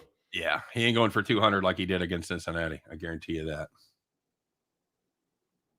Well, let's check Tell it. you what, that's how you come back from the dead for your punt drive. There it is. God damn it, son! Don't It's a do soft that. it's a soft call, but yeah. Fucking, he had him. He grabbed him, but the guy's being double teamed. You can easily let that go. I did mean the original line. I'm attracted to the live line right now. 44 and a half. Is it still sitting there? Okay, nice snap, guys. False start, moving back. Right, You know me, I'm rooting for punt. You're ahead I of got me. the drive prop. If You're you have ahead of me, drive Lee. props, I hope you join me. You got plus 105. Plus 105. If you're going to give me plus 105 and besides one chunk play, Georgia's done nothing, I'm going to take plus money every time. Oh, That's just principle. How many first down? How many first downs they have? 3? 4? I want to say 3. That sounds right. And it was all in the last drive. I know that. I'm expecting an inside handoff for no reason at all. And no play action. You're ahead of me. Almost picked. Sorry. You're ahead of me again. Okay. Let me know what you just saw. Snap now. Okay. Oof da. Come on, son. All right. King me. What's up, brother? Good to have you here. The king's in the house. King me. Absolutely. Okay. My next prediction is a somewhat check down screen pass to Bowers. No, handoff. You just saw it? Inside handoff. No, it's just my prediction. I'm going with you think they're going to call a handoff on 2nd and 15? Yeah, I do. Okay. I'm going with the check down screen to Bowers gain of like 5. Maybe a sweep. No, straight draw. Bronco, don't talk about that yet. I need 3 more yards from Bolden. I don't want to hear that. Oh, I thought that was Bowers. I thought I was a damn genius. Oh, that was so close. I thought that was Bowers. Oh. I forget McConkey plays. He's good. He's good, but I see the pass to a guy on the outside. I immediately think that it was going to be Brock. I thought I was going to have a hell of a call there. Same idea. Gain of 3, but whatever. Let's see. I'm going to do a heat check on how old I am. Is that Phil McConkey's son or grandson? Ooh. I'm going to say... Got to be son. I would think Phil I'm going to say son. I would think we're roughly the same age. Okay. There's Is this the signature 3rd and 12? There's the play you thought they were going to run earlier. Tackle him. Give me the plus 105. Let's go. You're good. Plus 105 punt. Let's get it. They ain't punted yet. Interception coming soon. Don't rough the guy. You can run into him. You just can't rough him. Oh my God! Fucking run through him like he was in Ghostbusters. All right, here we go. We need to launch this motherfucker right here. Super Sly, what a weird play. The truth is they don't trust the quarterback and they wanted a shot to get it. Is it a good play call? Absolutely not. But I think they look over and realize. I got it back. Your boy wanted to help us out there, Scott. I would have taken it. You know, I have the yards. I don't give a damn about fumbles. It means nothing to me. Bronco Devil says I'm watching. I'm about to play ahead of you guys. Yeah, that was our main concern with doing this because I stream, and we knew from Scott and I watching the games together before. We knew he was going to be the live satellite / cable feed was probably going to be about 40 seconds ahead. I'd be live too, but I paused it because why would you want one co-host ahead of the other one? So, you know, right. We figured it out. It is what it is. David the Italian's chanting defense. I was just going to say that was a weird defensive set. I almost took field goal on this drive. I didn't do it. I don't hate it. It was plus 500. Plus 500? Yeah, I thought about it. Okay. I think that's solid. I didn't take it. I want to see one drive without Williams just to see how they look. But that's why I bet on drive props. I mean, you're looking at these plus prices. You can find a decent amount of solid opportunities. In our personal opinions, who do you think is going to win? I like Georgia can't move the ball. Yeah, but I don't know if Bama's going to move the ball now. Oh, I'm still going with Georgia. I'm going to trust my guns here, even though Bama just completed an absolute bomb potentially for a touchdown. Monster. It's a good thing I didn't take field goal's still alive. I didn't take punt. Yep. Perfect throw. Let me see the defense here. Oofta, come on. That is just inexcusable. Well, 5 took an abysmal angle. 5 was Yeah. trying to half jump it, and then he got caught with his hand in the cookie jar. Yeah, he was in no man's land there. Okay. He is a huge sweat, though. First touchdown, hasn't cashed yet. Nope. 8 minutes to go in the second quarter. Play action coming up. I'm actually a bit annoyed at myself because I took the FanDuel 40-plus points boost, $50 max. It's $50. Who cares? May But not get there. a part of me really thought about avoiding it because I really thought it would be a low-scoring game. But when you get minus 700 at plus 100, you take it every time. At that point, that's the only reasoning you need. You know? Yes, agreed. Oh! Bronco Devil says we're way behind. Yeah, I know. I could fast forward right now, Bronco. Watch yourself. I can catch up to you. Watch yourself. I could do it anytime, just like that. That's a good pass. That's a great pass. Yeah. He got hit while, yeah. Tell you gotta- what, though, field goal might cash here. I think you're 50-50. If you got a plus number on a field goal right now, I like your shot. I like your odds. Yeah. Of course, it could be stupid because everybody listening already knows the outcome of this play except us. I'm not looking at the chat box because of it, but let's see. Snap was a little bit mishandled. Young's running for his life and plus 500. Damn it. There it is. Damn it. What? No, just the plus 500. The field goal. You took it. I didn't take it. The line got taken away from me. Oh. I was trying to bet it. I had the bet submitted, and then during the loading wheel of death. Oh man, brutal. Plus 500 though. This is why I always talk about drive props. Maybe I'm just actually decent at reading these type of things, but so far 2 drives that I actually liked, plus 105, plus 500. You can find yourself some really good prices. Yeah, all you got to have is some skeezy guy that doesn't know enough to fucking take his drive props off his website, and you're good to go. It's not about him; it's about the software. If you find the proper live betting software that actually has drives with decent prices, the real secret's the multi-way. Because some of them merge. I know BetOnline has drive props for NFL, but they merge touchdown with field goal, so it's any score. Yeah, that kills the odds. You need you need the multiple options there, so that way it makes the prices, I'd say, better for every option. Bronco Devil wants to know: did you see what Vegas would have had to pay out? I know they had a lot of liability. I don't know what it. Do you know if there's a way you could boot somebody from the chat? I'm doing it right now. That's done. How do you do that for future reference? You hit the three dots over on the right side. Just scroll over it. Unless anybody was interested in stripping without clothing. I don't even know what that means. Is it all strip without clothing? If you're going to strip, doesn't that involve having no clothing? I believe it does. I believe online. I'm not an expert on these things. I've been to a few clubs. Okay. So, it was a learning experience for me. Are they what are they in Wisconsin? Are they full nudity? Back room full nudity. I'm trying to remember if the actual dancers were topless at the time. I think they were. I think it's more personal preference. You can choose to if you want to, but the private room stuff is the dance stuff. There you go. Do you ever get a private room dance? Of course. Did you? I mean, I'm not going to go to a club and not get a dance. I mean, that's just get a little handy, buddy. No, that did not happen. That costs extra. That's above my pay grade.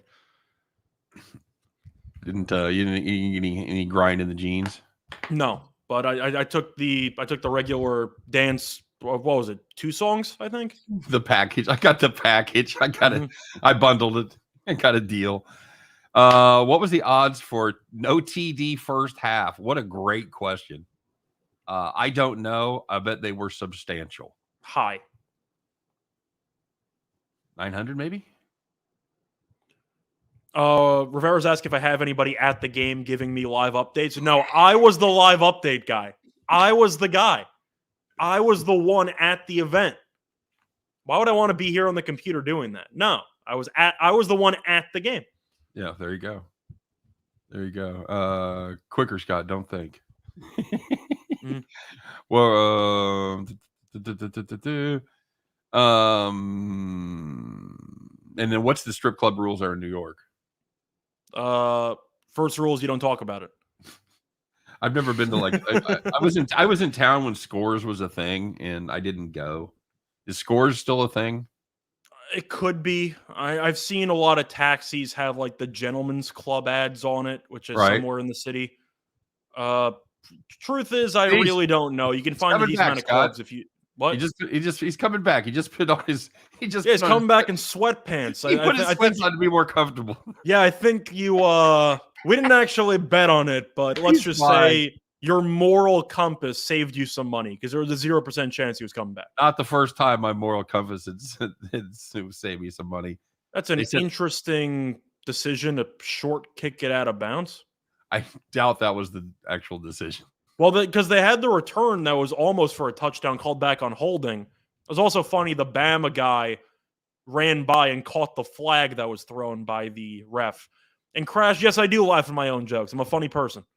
So you I rarely, recognize comedy. I'll laugh at my own jokes. so you rarely laugh at your own jokes. That's okay. I That's should. good. I should do it more often. Yeah, it's kind of an annoying habit. I probably do it more than I should, just because it's like always way funnier in my head than it is. Not always, but many times. All right, here we go. All right, so there's a snap right now. Okay, so you're a little bit ahead of me now. See there's the outside there. See, that's the run I was looking for right there, where they get 2.5 yards instead of 1. That's what I was. Progress. You got to start somewhere. He doesn't know how funny he is. You know how much I brought this motherfucker out of his shell. He was like a stumbling, mumbling college kid when I got him, and now he's a sentient human being that can talk to people, and I take all the credit for that. I mean, you can, and there's no real proof of that being the case or not. That sounds like bullshit to me, but you can pat yourself on the back if you want to. All right, second down. Nice job picking up the blitz. There you go, boys. Yeah, I think the only thing that really changed over the time that I've been doing this for, I forgot how long I've even been on air. 3-4 years at this point with How Winners long- and Whiners? How long have I been there? No, me. I believe I started my junior year of college. Okay. I think so. About 3-4 years on air. The last thing that I did, or the one thing that really changed, is I just curse more on the live streams. But that was because we were also doing radio, so we weren't exactly allowed to curse on the air. Right. But now that we're doing live streams, it's just straight on YouTube. I don't really care. So that's a nice catch. It is a nice catch. I thought it was interference, but caught it anyway. We did radio for like 6 months. I slipped one time. I said shit one time on doing live radio. That's fun. Yeah. Bronco, the truth about the story being told was I told my co-host, and he just volunteered the story on air. I said, So you've at got that to share point, that. I'm like, all right, I'll tell it. It's not like I really care. It's the most interesting story about you. We had to It share probably is. It probably is. Well, I don't want to hear last week where you got up and hung out in your room and watched sports. I want to hear interesting things that you've done. Mhm. See, that's Well, one of it the is an interesting story because I also traveled to Texas for the occasion. right. So- Good point. That's one of the nice things about being old, Scott. I got a lot of stories. They're not funny or interesting. I just have a lot of stories. Mhm. Well, you've Um, met a lot of celebrities. You have more stories than I have, of course. I You were on do. the road. You were in California. You told me you personally know Meat. I do. I personally know Meat. That's right. And if he ever toured again, I could probably get pretty good seats and backstage pass. That's the kind of hard hitting celebrities I know. I know guys that had big albums 40 years ago. Congratulations. I was trying to remember, when did we actually, thank you, Unknown. I know you've been following the show for a while. I'm trying to remember when we actually started the joint show, because we were doing our own daily pick show for a while. Mhm. You had the podcast thing when I was just starting out. Right. I'm trying to remember when we started doing the joint show. Was it during the pandemic? I It want to say it was, because I remember we started doing a bunch of NFL draft stuff, and we started doing rankings of. We did division breakdowns, and we started doing like top 10 players of all time rankings when there were really nothing to talk about. Oh yeah, we were stretching. We have to be at least a year or two in. Oh yeah, we're definitely. I think a year and a half in. Well, I think we're about 2 months away. Take a shot, Bennett, you coward! God damn it! Oh boy, that looked rough. That did look rough. It's a good thing he didn't throw it, though, because that ball would have been absolutely flown backwards had he gotten hit while he's trying to throw that. Unknown Entity said, "Yeah, you started watching our show when it was early in the morning." Yeah, and it wasn't that early. It was early for us. Fuck, especially for me. Well, the live stream angle changed everything because we were using an IT person who was in a different country. Right. So we were uploading it at like, well, first we did it at 1 a.m., I think. I think we were going really, really late. And then it was going to get uploaded at like 8 a.m. Then we realized we'll do it in the early afternoon. And then we realized we could just live stream the thing.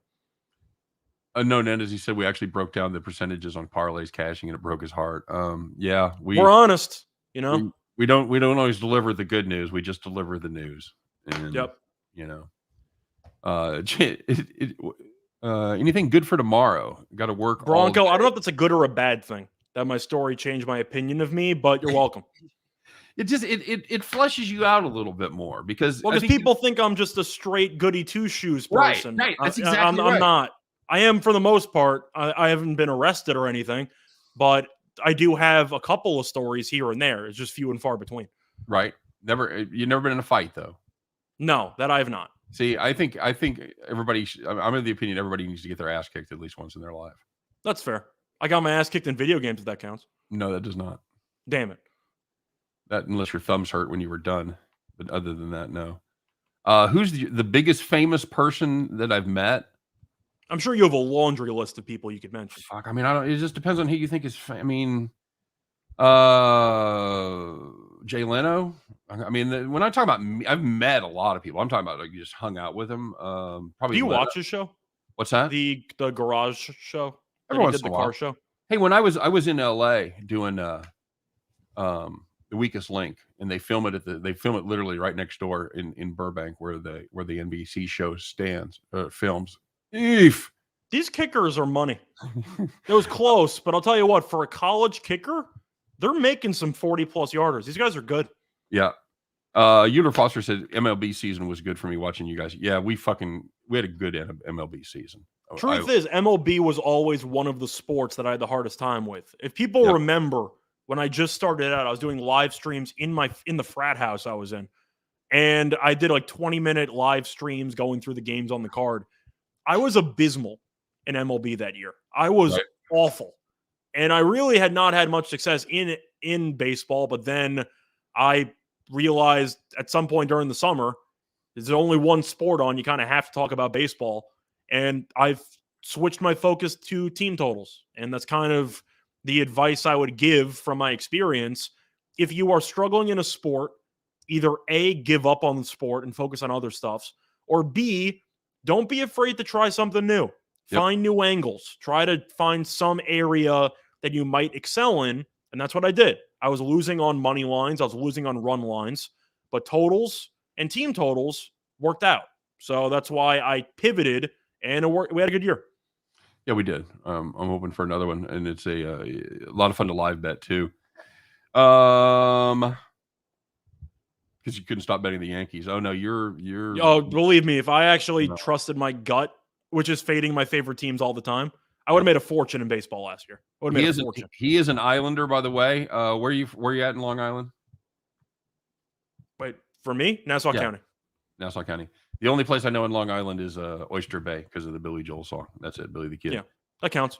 Unknown Entity is in Michigan. Are you a Youper, or where are you in the hand? Are you like here? Is that where you are? You ever see people from Michigan, bud? I have visited Michigan because I applied to the school, so I did go to Ann Arbor once or twice. It's a good place. Yep. I ended up not going there just because they didn't have a journalism program. So I went for potentially the kinesiology, but I realized this is what I wanted to do. So I focused on the journalism program. It really surprised me, though. I don't know why Michigan doesn't have a journalism program. That is kind of unusual. Come for the kinesiology, stay for the journalism. Yeah, pretty much. But we're going to have Wisconsin instead. Good journalism program. USC rejected me. So here we are. You were just intent on going somewhere in the upper Midwest that was colder than fuck for 7 months out of the year, huh? Which is really just unfortunate because I chose the opposite ends of the spectrum. I was hoping to get into California. Instead, I got into -5 degree weather. So it really was the opposite sides of the spectrum. And instead, I ended up with a bunch of freezing nights drunkenly walking home. Los Angeles is one of those places where you see mudslides, earthquakes, traffic jams, fucking murders, high prices. Like, why the fuck would anybody live there? And then you're out there in the middle of December and it's 74 degrees. You're like, oh, okay, I get it. Okay, Yeah, pretty much. makes sense now. That's a big penalty right there, Scott. I'll tell you what, Georgia's taking a bunch of really stupid penalties the entire game. Yeah, they look unprepared. I thought they'd look more prepared than this, at least defensively. Although, again, you're giving up 9 points to Alabama so far with 2.5 minutes left in the second quarter. You're playing a decent game. That's what I'm saying. You can argue that Bama's winning and the easy side and everything like that. As bad as Georgia's played, they're only down 3. Yeah. You got to look at it that way. Bronco Devil says, I love totals in all sports. Me too. I think that's where the value is. No, I got it. It's a hell of a run by 84. Yep. Wow. Really was. Okay. Huge. Might have got him a touchdown. That might have made the difference to get him a touchdown out of that. I see, by the way, Mississippi Valley's down about 24 at the half. Nice. Okay. Anybody, what's the most famous person you ever met, Scott? Me, I met a bunch of athletes back when Michael Jordan was doing his golf tournaments. Okay. He did it every year in the Bahamas. So I would go and I would just see a bunch of celebrities. I was like 9. I would ask for autographs. I met Jeter. I met Gretzky. I met Samuel L. Jackson. Nice. I'm trying to think of others. I met Ken Griffey Jr. Lawrence Taylor I met. Wow. Dr. J I met. Yeah, I've met a decent amount. I can't say I had a full conversation with them. Right. I met a couple of celebrities. Unknown Entity is in Motown, Detroit. All right. I love Detroit, man. You ever been to Detroit? I have not. Oh, I've been to the airport. Does that count? It does not. No. I mean, I suppose. Yeah. I like Greektown. I love what they've done with downtown. I think they've done a nice job with Detroit. I think Detroit gets a bad rap. It's cool. And it's right across the river from Ontario. Well, that's the issue with a lot of towns. I feel like Harlem's the same way, where it gets a bad rep. But if you actually go there, there's a lot of nice parts in that town. It just you only hear about the bad stuff. When I was in New York, when I went out there for Millionaire, my wife and I decided to ride the subway. We were staying on the Upper West Side, and we decided to ride the subway on the East Side and then cut over. We're like, oh, let's go north and then cut back south. And we ended up and we get off the subway and we're in fucking Harlem. Like, oh, I did not realize that was going to happen that way. So but that's the thing, though, is you actually just look at the actual town. It's really not that bad. I can say that Harlem has gone through some. I don't really know how to describe it, but Renaissance, definitely gentrification. No, gentrification was the word. It's not how I would describe it, but I would say that it's definitely been rejuvenated. Is the word I'd probably use. They have more restaurants in there. They have more actual stuff. So people think Harlem, you think 1980s New York movies. But no, there's actually some stuff to do there now. Which, if you actually think of 1980s movies and bad New York, you're thinking of the Bronx. Pretty much. Which I guess Harlem is technically in the Bronx, right? Yeah. But you also have that. Well, New York was the worst when? In the 70s? Yeah. You had the Son of Sam stuff? The late 70s, early 80s, it was just when Times Square was trash. But when you think of Harlem and bad areas, you think of like 80s movies where you have, well, realistically, just based on the movies, you have black people just with knives and guns. And that's really just, I'd say, a harsh representation of the reality of Harlem right now. Agreed. Oh, fuck. Surely that went off the turf, right? I don't think he caught that, but if he did, then I won the over on my player prop. What are they calling it? I think they said it hit the ground. Harlem is on Manhattan. Yeah, Harlem is. So you got to go across the. Yeah, that hit the ground. That's no good. So you got to go across the river to get to the Bronx, then, right? Yeah. Okay. All right. There you go. I met Bill Cosby, Pete Townsend, and Chris Isaac. Fuck, dude. That's I've not met any of those people. I did not met. I don't know if meeting Bill Cosby is a good or a bad thing anymore, but congrats. I don't know if you're a guy, it's a good thing. I think. Yeah, that's fair. But Pete Townsend and Chris Isaac, two of my absolute favorite. In fact, Chris Isaac's going to be here not too long. Wait, where are they at right now? They're at the they have. Yeah, okay. You can't make a 59-yarder. Yeah, you have to punt. No, you got to punt there. Yeah. Okay. Bronx is separated by the Harlem River. There you go. Thanks, guys. I love the comment section because we have smart viewers. So if I'm dropping the ball on something or you're dropping the ball, they're going to correct us, and they're not going to be dicks about it. That's what I like. Bryce Young is 206 passing yards, and I Get remember the fuck out of here. I remember one play. Wow. We got casinos now. Yeah, Detroit has casinos and stuff. Hey, no. Did you ever go to Mark Ridley's Comedy Castle? Because I did that club a lot. That's a great fucking club, Mark. But I'm going to ask, what makes for a good comedy club? Well, a couple of different things. Obviously, you want somewhere that's going to be crowded. You want somewhere where they're going to be able to draw. Pay as a performer. You want somewhere that's going to pay well. But probably most important, and usually those things went together, good management, an owner that cares, somebody that's hands-on, that knows what's going on, and a good staff that'll take care of you. The staff makes all the difference because that's who you see, week in, week out. They're getting you your drinks. They're making sure that you got everything you need. So if you got a staff that cares, and you got to treat them right, don't be a fucking douchebag. I worked with a lot of guys that were douchebags to the staff, and that's how they fucking got treated in return. So there was what was it, the comedy corner in Cleveland, downtown, seated like fucking 580 people, most unbelievable comedy club in the world. They'd fill that up on Friday and Saturday night, and it was just nuts. I'm kind of disappointed Bama's not calling timeout right now. No, they're gonna be satisfied going to the half to up 9-6, bud. I guess you're saving your 3 timeouts for the second half. Dan Gilbert invested at least $3 billion into downtown. Oh, very good. Yeah. I don't know when Dan Gilbert invested in the Cavaliers.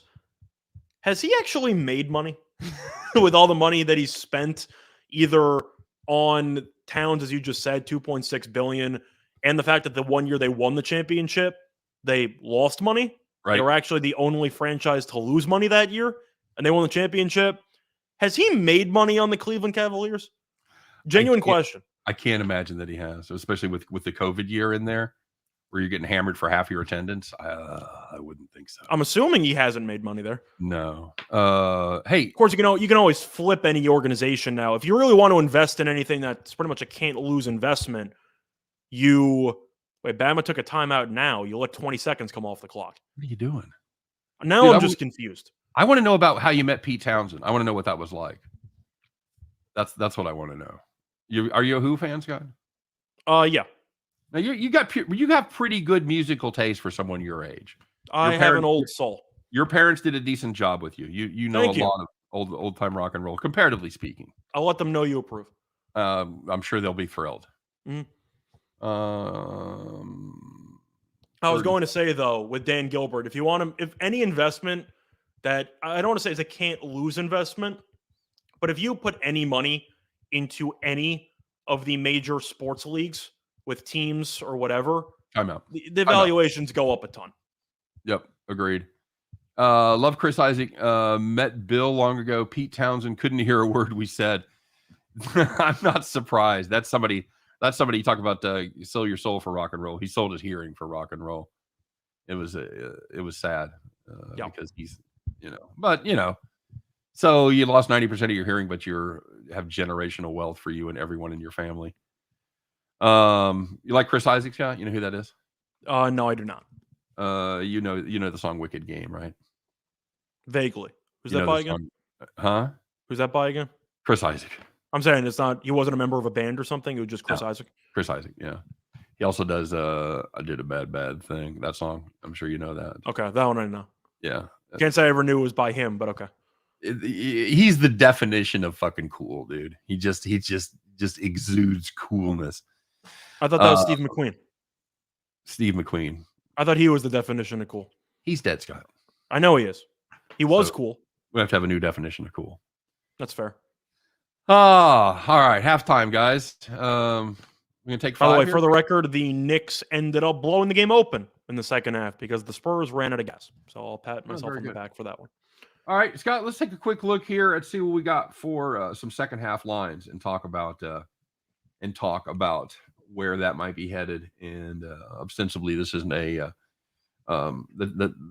time that I met Jay Leno show. It's about sports betting. So let's Let's do that. By the way, I never finished the story. We were in the same studio where Jay Leno was, and when you go outside to smoke, they keep you isolated. You literally can't talk to anyone. If you talk to anyone at all, staff, anybody at all, you're disqualified from the show. Okay, so we're waiting to tape, and the smoking section is right outside the door. Jay Leno has the number one spot by the door. So we were there when he pulled up, and they said Jay Leno will fuck with you. Jay Leno will try to get you to talk, and he absolutely did. Hi guys, how you doing? How you doing today? Where you from? And he just and you have to fucking ignore him. So yeah, we saw him, but he. But what's the rule on that? Why can't you talk? Because they're worried that they may give you questions that somebody on the staff is just to take away, because they're so paranoid since these, the quiz show thing. Mhm. They're so paranoid about any sort of malfeasance that they go way to the other side of it. But he did not remember me. I met him when I ran away from home, Scott. That's what I call it. I quit my management job in AT&T to go be on the road and be a comic. And I was like a week on the road, and the guy I was with knew Leno, and we were sitting in Daytona Beach in Jay Leno's hotel room a week after I'd left AT&T. And I'm like, you know what? This is a pretty good life. This is fucking excellent. And then struggled for like 3 more years to have anybody see me making $200 a week. But for that one moment, it was pretty damn cool. Royal Oak, I have been very good. Oh, I like. Yep, there's a decent part of town. It's no. Trying to think where'd the palace used to be. Bloomfield, like Bloomfield Hills and all that. I mean Aubrey Hills. Well, there's Bloomfield. There, Auburn Hills. Yeah, Auburn Hills is where the palace was, right? I said Auburn. Yeah, I meant Auburn Hills. Sorry. Yeah, the Bloomfield Hills is, I know, they're a really nice area. By the way, I'm looking at the props right now, and the live lines. JC, by the way, you didn't miss shit. You missed 9-6. You missed a bunch of field goals, but anyway, I'm looking at some props right now for the updated live lines. By the way, Bama live is -2.5. Mm-hmm. Money line's around -125 for Bama. Total's 39.5. So you're looking at about 24-point projection there, which is actually not that terrible. I feel like that's actually kind of generous. I would actually lean to the under on that. But looking at some other stuff. What are you getting? I've got 24.5. What do you got? For the total? Yeah, second half. Yeah, you said second half total 20. I said the full game 39.5. It's the same thing. I got 40. I got 45.5, 44.5. You want to play the under? Time out. You see a live total of 44.5 right now? Looking at it, under 44.5. Bovada. What's the juice? 15 either side. Are you serious? Yeah, I'm dead serious. 44.5. That's what I'm telling you. Is that not? I think Bovada might be drunk. That doesn't sound right. Let me see. I'm gonna refresh to make sure I got. But they've been keeping everything. Nope, now down to 39.5. Oh, yeah, just like that. Okay, which makes sense since the half line was 24.5. Yeah. Saw Jay Leno show, one of the best things we've ever done. Very exciting. Yep. I highly recommend that if you ever get to the coast, if you ever either side, if you get to New York, if you get to LA where they're taping live shows, fucking go see them. It's very entertaining. It's free. Yeah. For Crash Landed said reload. Yeah, no shit, Crash. Unfortunately, I did it. And well, I'm just asking though. You can't take an over, can you? I guess the argument is both teams are somewhat driving, but they can't capitalize in the red zone. Yeah. If you had 0 touchdowns in the first half, why would I expect 3 touchdowns plus a field goal plus half a point? They're due, buddy. I'm not taking the over. They're due. Now, see, and I do have you got Alabama -1.5 full game, Georgia -1.5 this half. Boy, that's fucking threading the needle there. They get ball first. Yeah, I know. I'm looking at first touchdown score though. I see some odds here. I don't know how accurate these are going to be. Because, of course, with some live softwares, they take some up off the top. So you can find +600, 700 on some guys, and you'll see 550 instead. But it's usually close, or it's close enough. You can get a gauge on this. First touchdown scorer, Bowers is currently the leader at +550. I don't really get that one. I'm actually confused by that. I would never pick a tight end you're getting first touchdown score. You're getting such good numbers. I got him at +375. For first touchdown or anytime? First touchdown. I'm sorry. I don't get that either. No, okay. Brutal. I'm going to check to see what DraftKings has. Maybe they'll have updated stuff. No Bam. first touchdown score is only plus 300, Scott. I'm sorry. What you were just saying makes no sense because I see 20-1. Are you sure that's not for a specific team? Like you're on Bama, no touchdown score, or Georgia? You're right. That is on. It's Georgia first touchdown score. Sorry. Okay, so no touchdown in the entire game's around 20-1. So I'm assuming first half was probably around 18-1. Mm-hmm. If I had to guess. Any chance Saban lights a fire and Bama rolls big? I got Bama 18-30 margin. They could. I'll tell you what, you're not in bad shape there. If you need a Bennett pick six at some point in the second half. Yeah, a big turnover deep in the territory at least. Two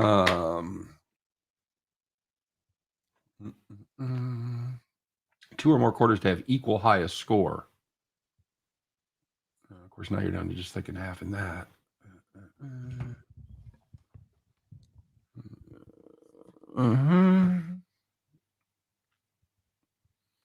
Well, right now I saw Georgia's team total was around, what do you see, 20.5? Let me look here.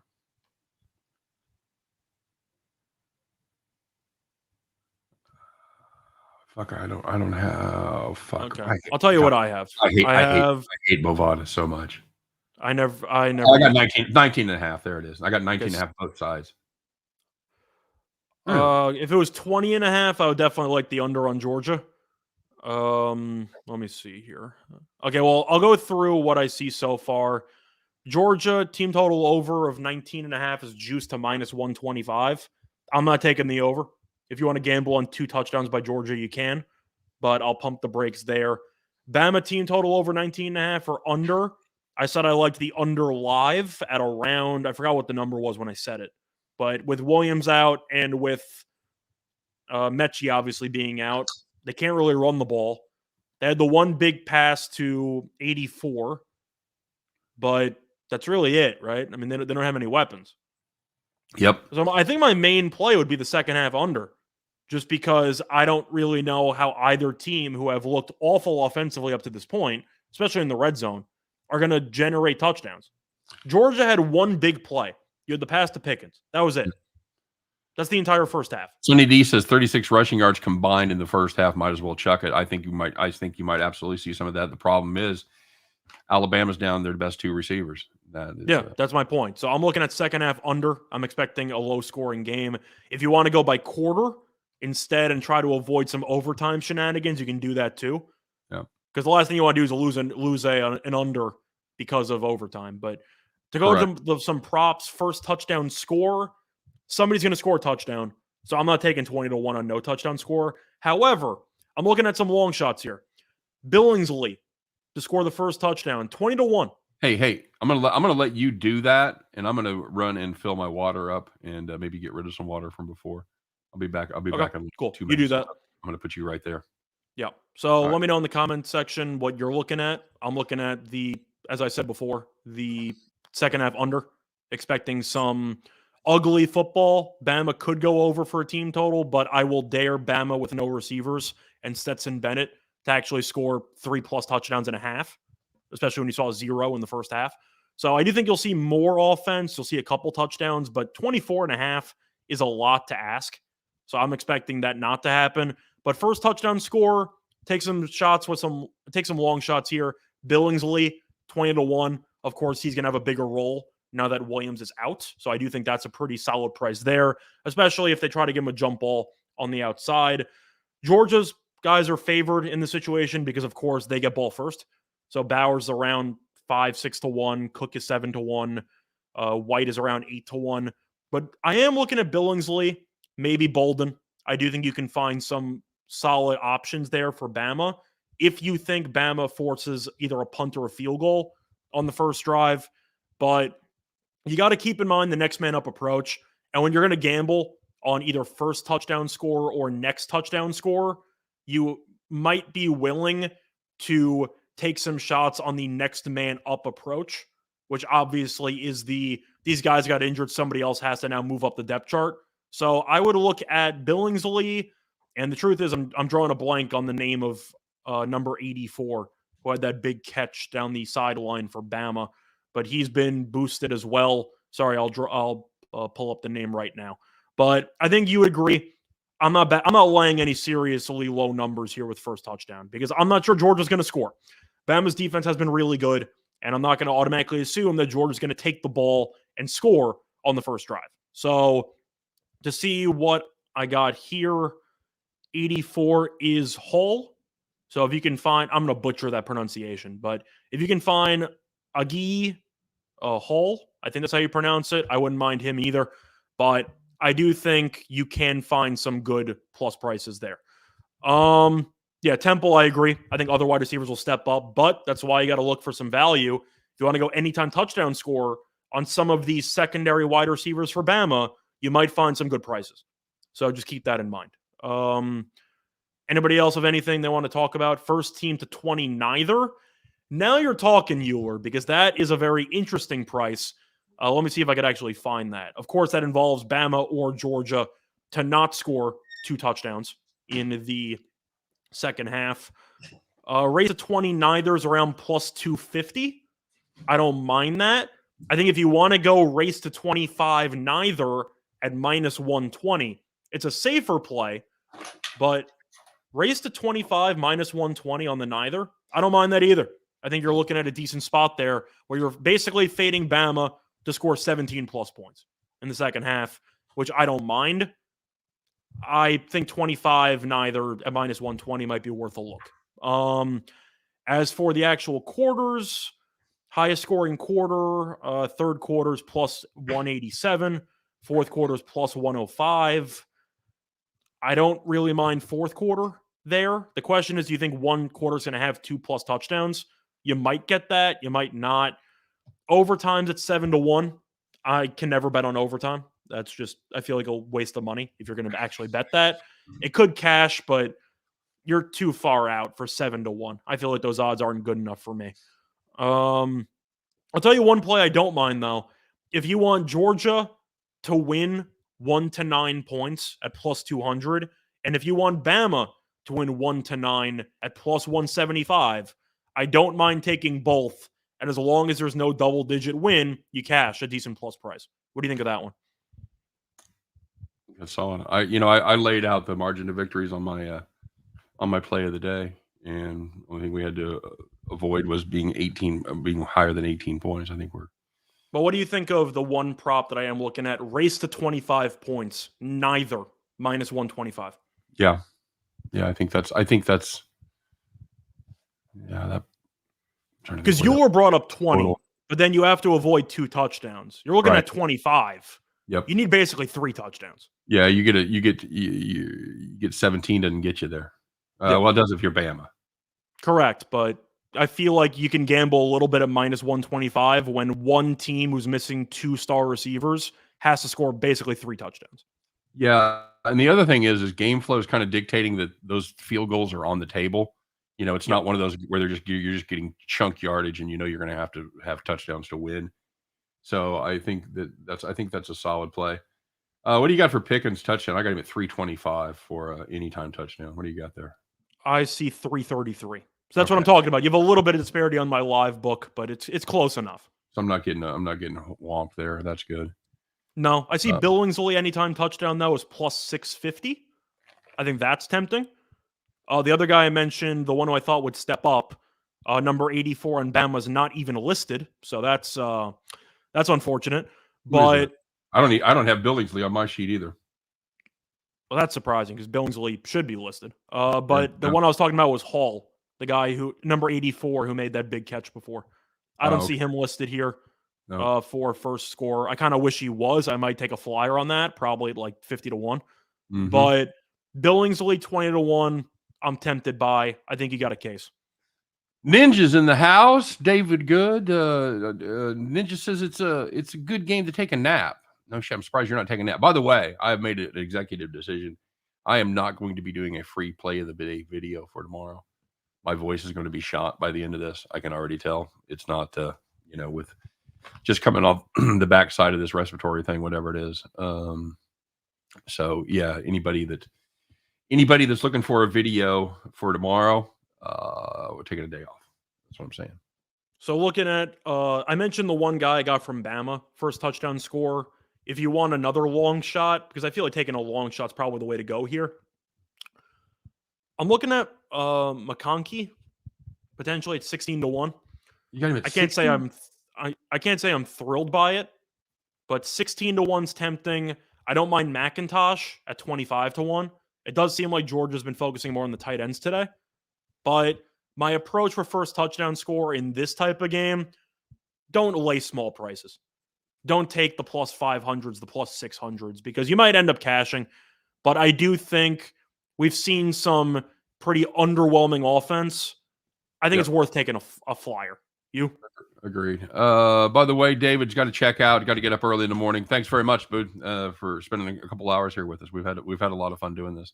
Yeah, because we talked about just doing it for like 10 minutes and then coming back at halftime, and we had viewers stopping by, and we were just kind of rolling. So, you have any opinions on first touchdown? Yeah, I probably will make a Billingsley play. I just feel like 20-1 is too good of an odds to pass up on. He's playing basically every snap. Well, yeah, that's because considering I don't have the longest, I've got Milton at 22-1, and that's it. You know, so you see Milton at 22-1 for anytime touchdown or first touchdown? Oh, anytime. Okay, I thought you meant first touchdown. No, for some reason 66-1 for first touchdown. For some reason, and again, I don't want to talk about, but this book is fucked because I only have Georgia first touchdown score. Okay. I don't have Alabama first time touchdown score. So that's annoying and something I don't think I've ever seen before. Passing yards, Scott, have we talked about this at all? Stetson Bennett 267.5. Where is he at now? 120 or so? Both these quarterbacks have more yards than I remember because I don't remember anybody doing anything. 127. So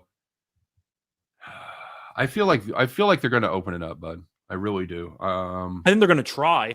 I'm not sure they're going to be successful, but I think they're going to try. I'm going to take a spin on Bennett at 267.5. I think you're going to like that play until you have to actually watch Bennett throw the ball again. And then you're immediately going to hate your life. I know, dude. I've watched him all year. I know what he is. Mm-hmm. I get it. And plus, you know, you got to admit you've been pretty anti-Bennett the whole year. I feel like I've been right because he put up a bunch of numbers against garbage teams. Would you rather have JT Daniels in there? I haven't seen Daniels all year. Based on what I've seen when they've actually been healthy. Well, Daniels played the opener, right? They scored no touchdowns against Clemson. Yeah.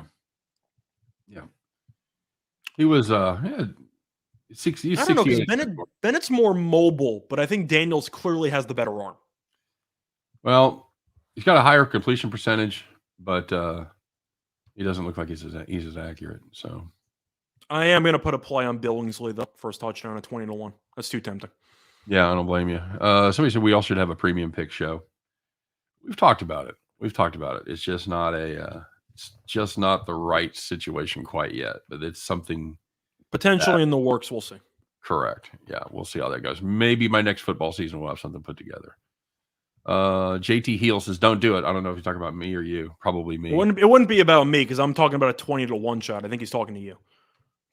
Probably. It's very rare you hear somebody say, "Don't do it," and you're taking a 20-1 long shot on first touchdown. Yep. I mean, your odds of winning that are basically zero anyway, so you might as well just have some fun with it. JC Stone says, "I always watch football with the volume off, enjoying the banter." Yeah, we try to make it like we're just hanging out in the bar. Like we're just you'll probably hear me cuss a lot more because this is a lot more like how I talk in real life.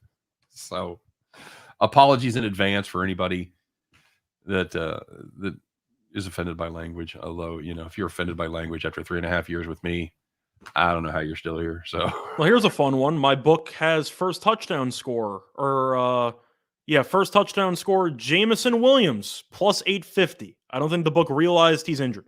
I don't like that. That's fun. Have we got a no touchdown on him? Unfortunately, no. There's no yards. There's no anything mentioned. If there was, I would have bet my whole bankroll by now. I want to know what JT Heels is about, what that name is about. Georgia Tech Heels. I don't get it. Is it you have mixed alliances?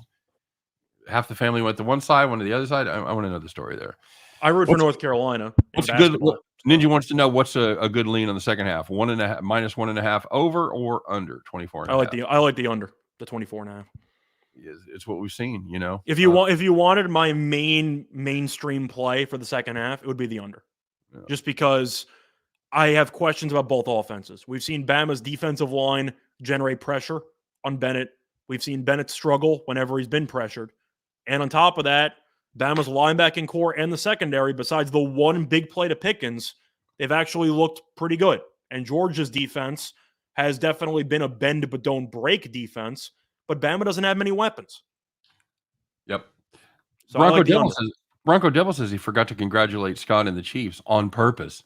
Well, you forgot to congratulate me on the last 12 times in a row they fucking beat them too, buddy. So I got to congratulate Bronco anyway. You finally got rid of Fangio. Yeah, congratulations. Well done. So my kid went to that game, and he was in the third row from the top in the end zone. Said it about fucking killed him. I won't say he's gotten soft since he's moved in with his girlfriend, but when he lived in Denver, he did an internship out there for the summer. Every day after work, he's like fucking hiking up the mountains. He did like all the 15s out there. He's in fucking shape. He goes out there now and tries to walk up the steps of the stadium. Said he was gassed till the middle of the second quarter, which I don't know why I'm laughing. I wouldn't even fucking try it. Like, oh no, that's not happening. I actually thought of something funny, by the way. The current line is 39.5, but I did the FanDuel promo for 40 plus points. Do I hedge the free play? Like you could hedge the free play if you wanted to. Summer Sweat says Bama's left points on the field. They seem like the better team. They should close the door. I agree with all those. I'm not sure about them closing the door. I agree with they have looked like the better team. I think this game could easily be 17-6 right now at halftime, but it ain't. So we'll see what happens. So Euler Foster said, "We love Raw Scott." Well, that's what you get tonight, guys. It's me, Raw. I might have even adjusted my attitude slightly here at halftime. See, do you think SEC fans are thrilled that it's an old-fashioned SEC boring game, or do you think they're annoyed that it's an old-fashioned boring SEC game? Because I'm looking at this game, it just reminds me of the LSU-Alabama title game that was, like 18-0? Uh-huh. It's one of those. It's just painful to watch. Nathan Cerna said, I said earlier, Bama rolls. Well, they haven't done it yet, so we'll see. We'll see who, I do worry about when you send Kirby Smart to make second half adjustments and Nick Saban to make second half adjustments. I do worry about how that comes out. But yeah, I do think, though, if you like Georgia pregame, you shouldn't be panicking completely because Georgia is still the healthier team. And as bad as Georgia played, they're only down 3. Right. Yeah, that's the positive you got to take away from this. Why Bears versus Vikings on Monday Night Football? The Bears did the last drive and got a TD, but they couldn't kick the extra point because Chargers did the same. Last drive got a TD. No, because the extra point mattered. Because the point is that for the Bears touchdown, the extra point had no impact on the game because they were already separated by double digits. The Chargers got to kick it because that decided the game. They would have tied it to go to overtime. Yeah, it's not a situation where you can't kick the extra point if there's no time on the clock. It's that you don't kick it if it has no impact on the game. Yeah. So the point is the kick mattered in the Charger game. It didn't matter in the Bears game. So they judge it accordingly. Melvin Gordon is not my favorite player, says Bronco Devil. I don't blame you, buddy. Although I don't know. I'm biased because Melvin Gordon went to my school. It was before I went there, but of course he was a Badger. It's the same story his entire career. He has had injury issues, but most importantly, he fumbles the ball all the time. Now, can I blame him for the fumble in the Chiefs game? No, because as soon as he took the ball, he got decapitated. Yep. I'm not going to blame Gordon for fumbling the ball in that situation, but that has been the issue of his entire career. And I'm also a big Javonte Williams guy. I think Javonte Williams is really, really good. Yep. I thought this was a sweat-free Alabama ride. Hell no, we are in hell. I believe Georgia Scott may have committed to running the football in the second half. It's not a matter of committing. It's a matter of can they actually continue to have success with it. I am still assuming you're going to see some really shady play calling in the red zone, and they'll settle for a field goal. Well, Alabama also. It's the trick. Oh, off his back foot. Jesus Christ. What was that? and pass to nobody. All right. I really love the idea, though. See, teams, I feel like, overthink it, and I know that it might just be hindsight. You've run the ball twice for about 20-something yards.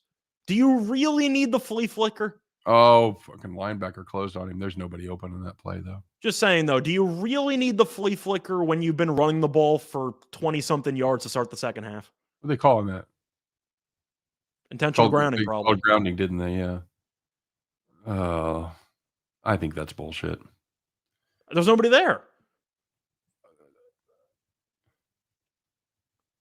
Well, I mean, it used to be sure, if you here's the were deal, under though. The runner, the receiver broke his route off, Scott.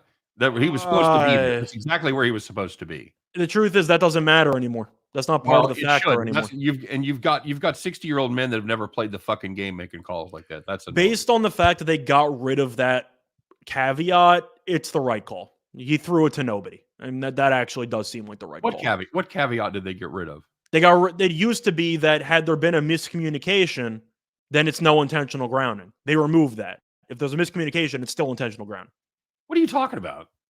That's a thing. That's not a thing. Where's that? Yes, it is.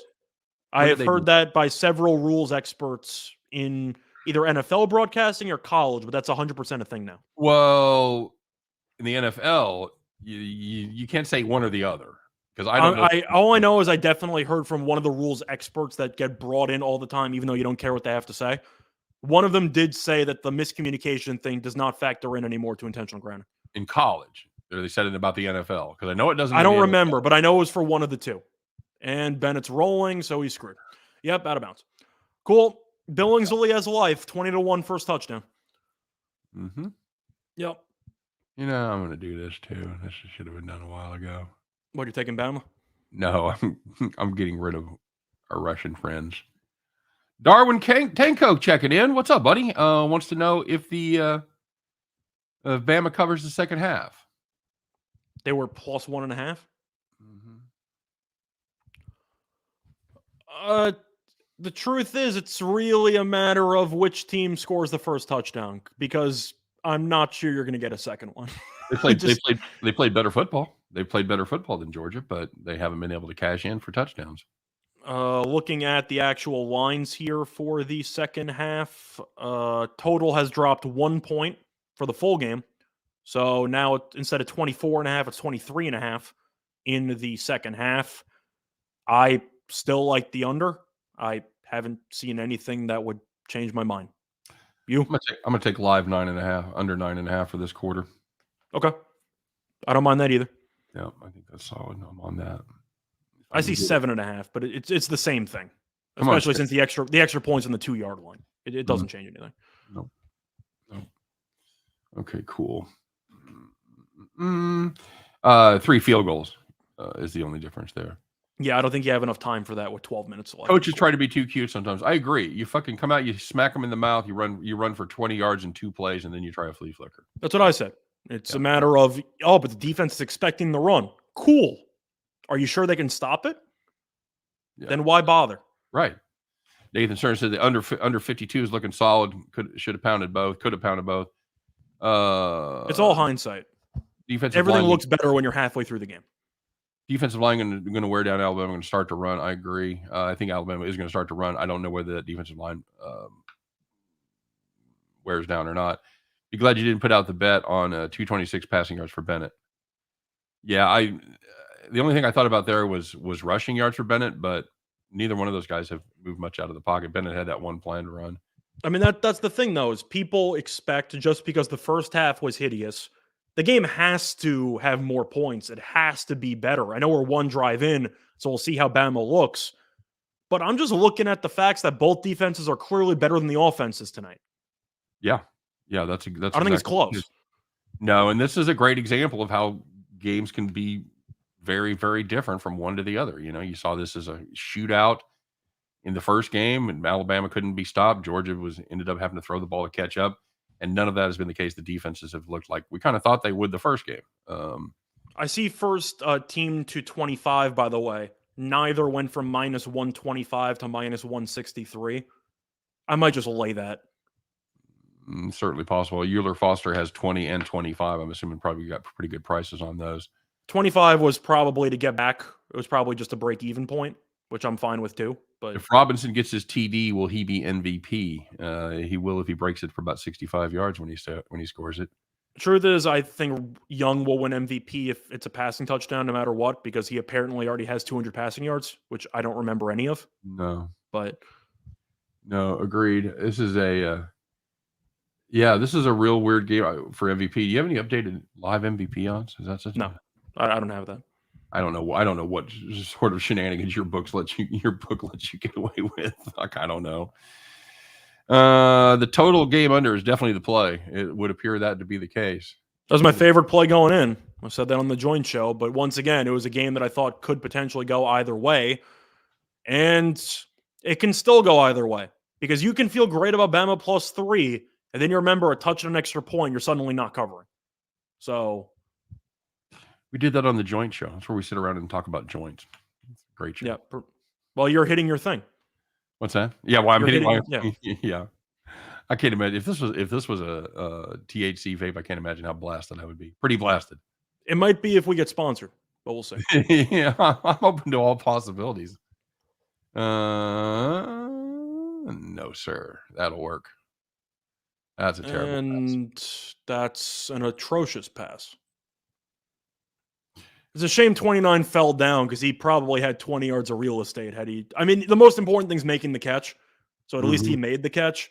But if he didn't fall down there, he would have had a lot of running room. Yeah, should have had an easy. Should have had a free 20. Yeah. I mean, don't get me wrong. I'm sure Young might have Billingsley first touchdown too, but you should not make that throw. And crack. That's right. Bronco Dibble says hard not to say what just happened. I know, dude. We appreciate it, by the way, because we know almost everybody is ahead of us.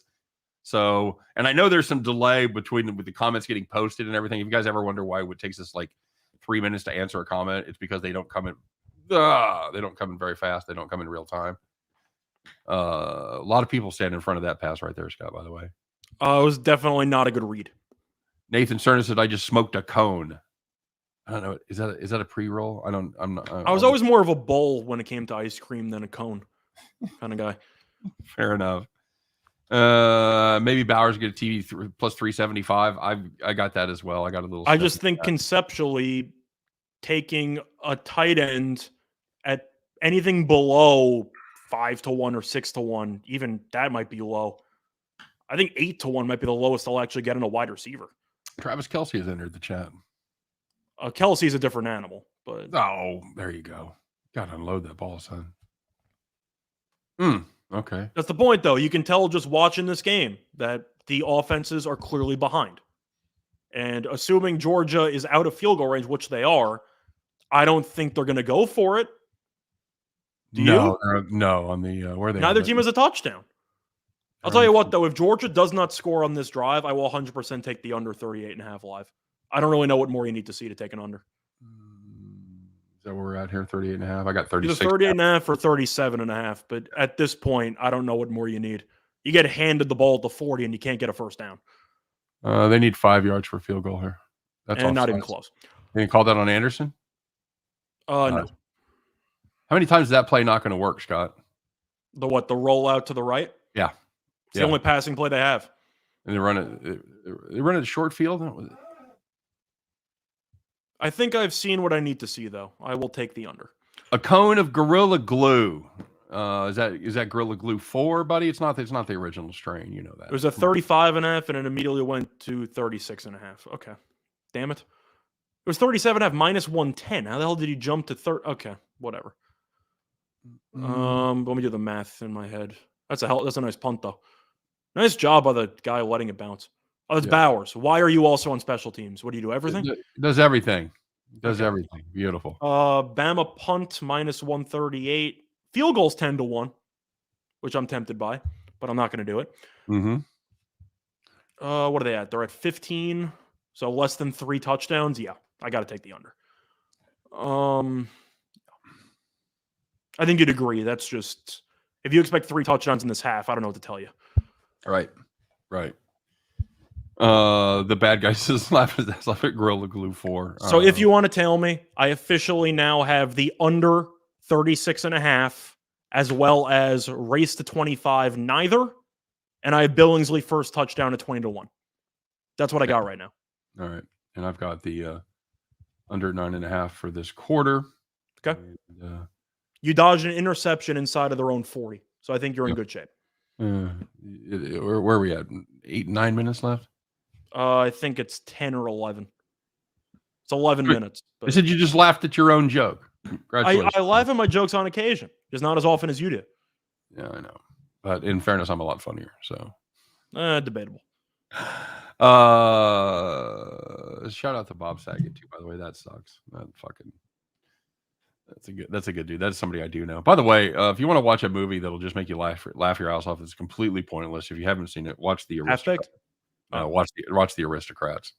Okay, because you mentioned SAG, and I immediately thought of the AA meeting from Half Baked. I just watched Half Baked within the last couple of weeks. By the way, it's one of those that kept popping up on my grid when I turned my TV on. Like, have you watched Half Baked? Like, fuck, all right, I'll watch it again. Temple, I got the under 36.5. So yep. Yeah, I'm on the under. Is that reset yet? Where are we at? I'm off. I see 36.5 at minus 120. You got a live, so I'm 35.5, but it's crossed. So okay. Ain't nothing but. That's the thing, is that you're going to find a lot of hideous games, and the question is what you do with them.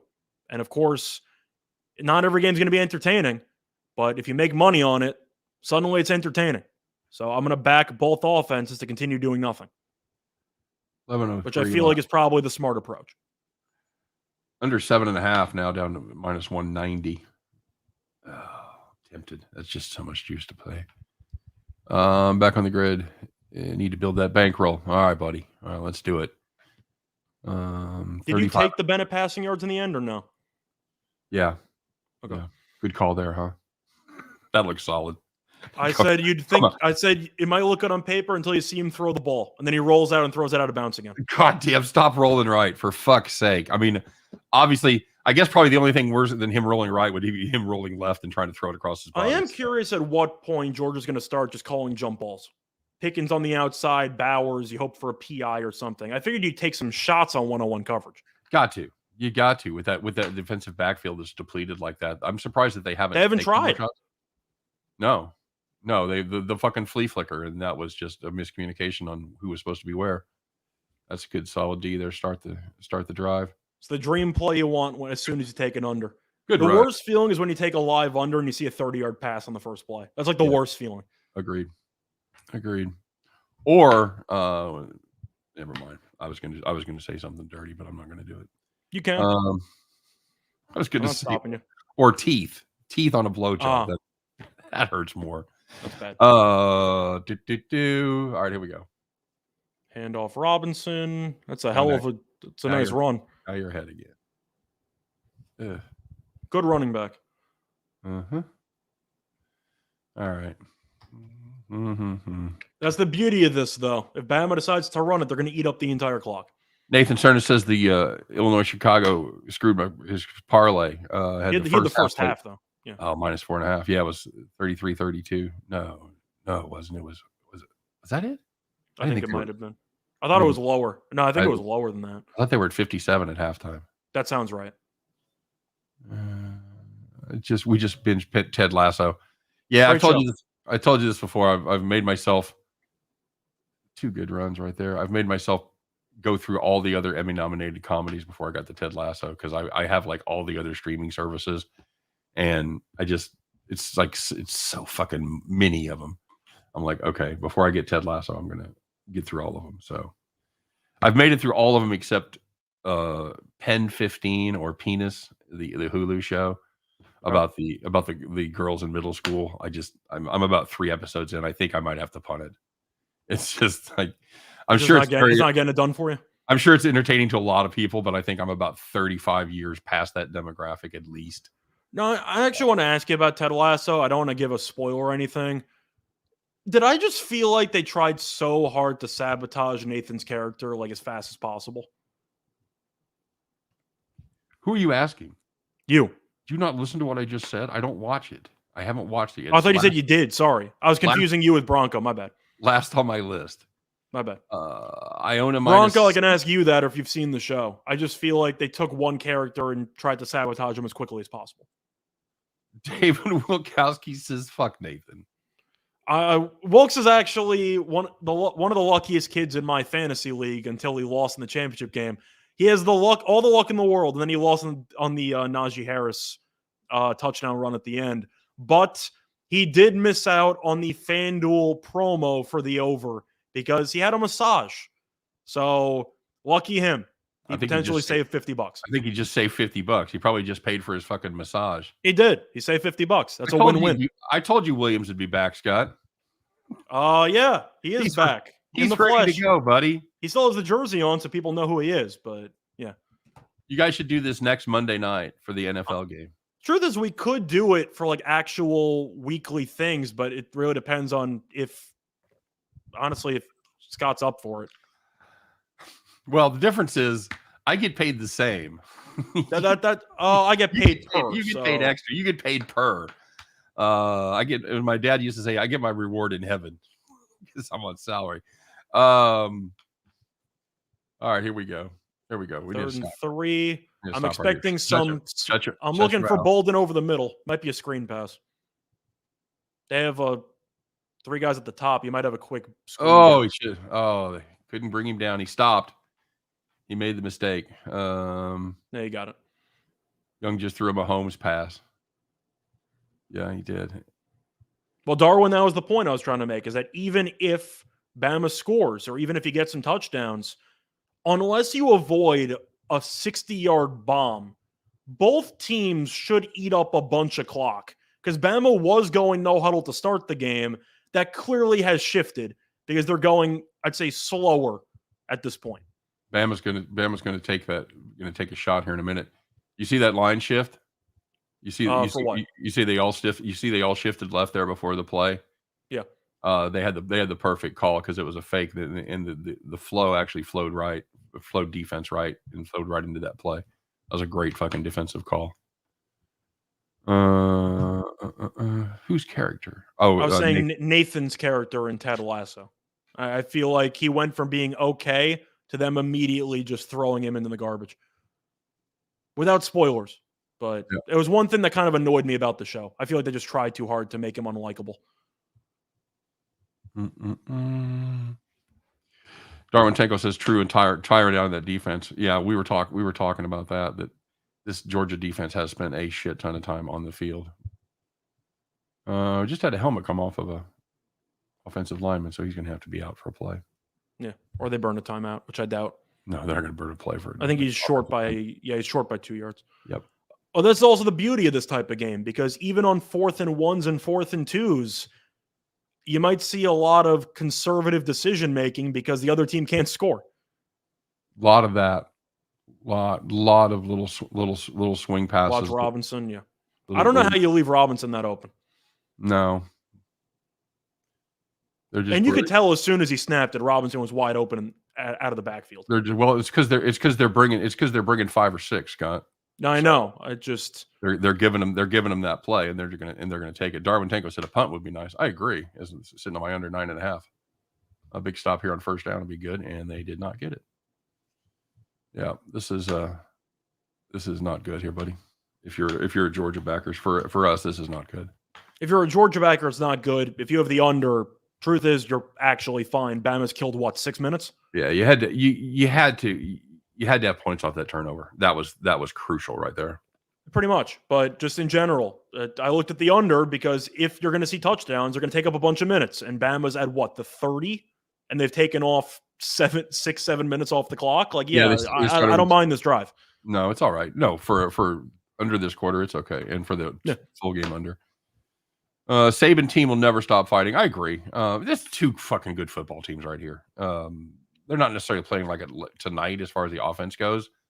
But, Scott, who would you rather see playing? You watch this game, you go, these teams suck. Who would you want to see in there? Anybody? Well, truth is, I think Bama, this version, is quite vulnerable with all the guys missing, which is out of your control. If I had to pick the 3rd best team in the actual country, I would pick Ohio State. It's hard to argue with. It really is. Although, Of course, they lost to Michigan. They should they- not have been in the playoff. I'm not arguing they should have been, but if you're asking me on paper or just eye test who I think is the third best team in the country, I'm picking Ohio State. yeah, I mean, if you go through the conferences, if you're going to look at conference winners, you got, there's nobody out of the Pac. There's nobody out of the Pac-12. There's nobody out of the Big 12.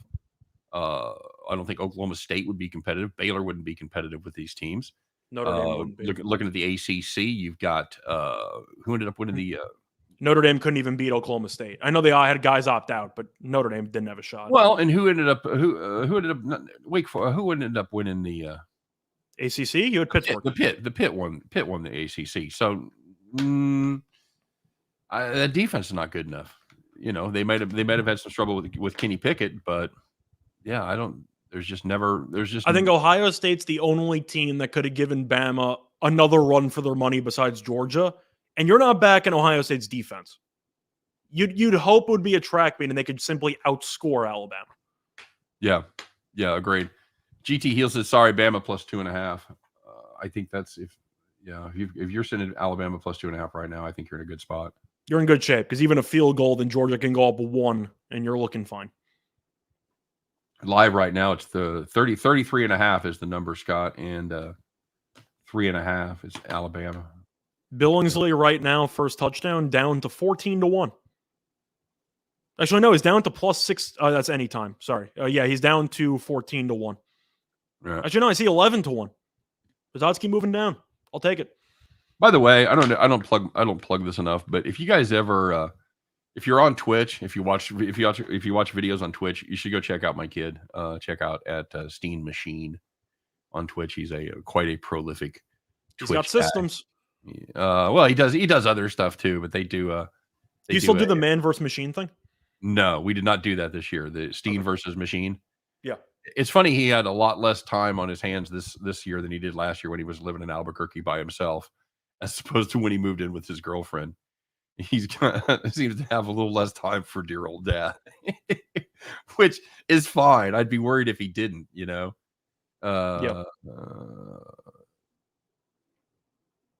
Okay, clock still running. Handoff Robinson. Yep. Gain of about 3. Okay. But this is also the tough spot you're in because I'm assuming that Saban would have to go for it on 4th and 1. But, do you really just dare Georgia and Bennett to go 75 yards? Mm-hmm. That's exactly what they're doing. Rick Ruler says Georgia should win this. I agree they should. I don't know if they're going to. Well, they're fully healthy. So they should win this. It's the best chance they're going to have. It's going to be a handoff. I'd be shocked if it was anything but a handoff. I mean, Robinson's done whatever he's wanted the second half. Can you go first down? Can you fast forward? Because you're about 20. Now you're about 15 seconds behind me. I'm 15 behind you. I can't keep up with this damn thing. I keep rewinding and pausing, trying to balance it out, and it's a pain in the ass. Cincinnati shouldn't have been top 4. Fuck, I don't know. My argument is they should have because by the end of the season, there weren't really many teams left. No, that's the thing. Everybody else exhibited why they shouldn't have been in the top 4. And you can't. And for the record, they would not have been top 4 had they not played Notre Dame in the season. The fact that they beat Notre Dame, they had to be in. But if they ended up beating, let's just say Pitt instead of Notre Dame, Notre Dame's getting in over Cincinnati. Probably true. That's probably You have to look at the head-to-head angle. But there's no chance the committee would have let Cincinnati get in had the other teams around them not completely fallen apart. You believe the Kraken can hold a lead? Renzo Brothers wants to know. It's hockey, so a lot of crazier things have happened. Seattle is at home, but I still like the over in that game. I expect goals. Does Grubauer have an advantage there because he knows the tendencies of some of the offensive players for Colorado? I don't think it matters. No. You really? I don't buy tendencies because in hockey everything's fluid. If somebody you don't buy tendencies if somebody always goes top shelf. I think it might help you in some situations, but truth is the puck's traveling so fast. I feel like just based on angles and everything, a lot of it's instinct. Okay. You might be able to get a small piece saying, well, he occasionally goes glove or on the power play he'll go short side. But for the most part, no. I think it's a lot of, I have an opening here, I'm going to take a shot. I don't think it really involves many tendencies. I just think it's a lot of instinct reaction. You think by the time they get to that level, there's a lot less tendencies in play? There you go. I think so. Now I like my shot. Incomplete, and we got a field goal. So, Kraken all on right, the cool. Kraken on the road. No, they're at home. Okay. If they were on the road, I would assume Colorado's coming back. But the fact that they're in Seattle, I do think Ooh. that they're a lot better at home than on the road. That's I good know they pick. are on the road. Sorry. That's a good pickup by the back there, by the way. Never mind. They are on the road. For some reason, I thought they were in Seattle. My bad. That's a great pickup on the blitz. You see that receiver he has fucking hands backwards. Well, I said Hall was the guy I was looking at for a long shot first touchdown. Oh. They didn't have it. Oh. That's blocked. At this point, I would return it. Nope, never mind. You just decided to voluntarily lose 10 yards. Okay, cool. Yep. I would have tried to return it anyway because your offense can't do anything. You might as well try to score. Terry DeBoer says of Alabama's receivers would catch the ball. Yeah, if you look at his fucking hand position, it was fucking. He had his inside hand backwards. No chance. That's just a clean block. That's a paw right there. That's a paw, buddy. Yep. That's a size 32 hand. You think Stanford can hang with USC tomorrow? Not generally, no. What's the number on that? You got one? Let me see. Let's see what I got here. If I got them up yet. It's in Stanford. So you see some conference games, of course. This one's going to mean something to Stanford. Line's 4.5. However, you just saw the same spot. You had USC against Cal on the road. Tough spot. They smacked them. They won by 14. They're just a good team. I like the under. It's at 138.5. I like the under in that game. You think Cal's better than Stanford? I think it's close. But I think if you want to make the argument about home court, Stanford should hang tough, I thought Cal was going to hang tough, and they did not. So I like the under. USC team may be better than we think, huh? I didn't think they were bad. I was just worried about how they'd look without Mobley. They have the other Mobley, but Evans the better one. You could just say, or we also would have accepted yes because you didn't have them in the top 5, and that's where they are right now. So they're also still undefeated. I believe there's only 2 undefeated teams left. I think. All right. You have USC and Baylor. I can't think of another one. Yeah, it's not like football where you've got like the little conferences that just play each other, because all those little schools usually play somebody a lot better than them many times. Iowa State plus 12 against KU. I'm assuming that's in Lawrence. Yeah. Iowa State, Scott, contender or pretender? They're a pretender because they're not going to win a championship, but I think they have a good chance to make the Sweet 16. Okay. So I feel like they're in the middle. I watched them play against Oklahoma, and Oklahoma in that second half was fantastic. I believe they scored on 10 straight possessions in like the final 5 minutes. They could not miss a shot. So am I shocked they lost the game? No. But I think Iowa State's a good team, not a great team. By the way, update, the Roos beat Omaha by 3. Did not. Omaha. Didn't see Miami beating Duke. No, especially not at fucking Cameron. No, not. Miami annoys me because that team beat Duke and Cameron Indoor, but they couldn't beat Dayton by 5 points earlier this season. Hey, you know what a really fadeable team is? Keep your eye on North Dakota. That's a fucking shitty team.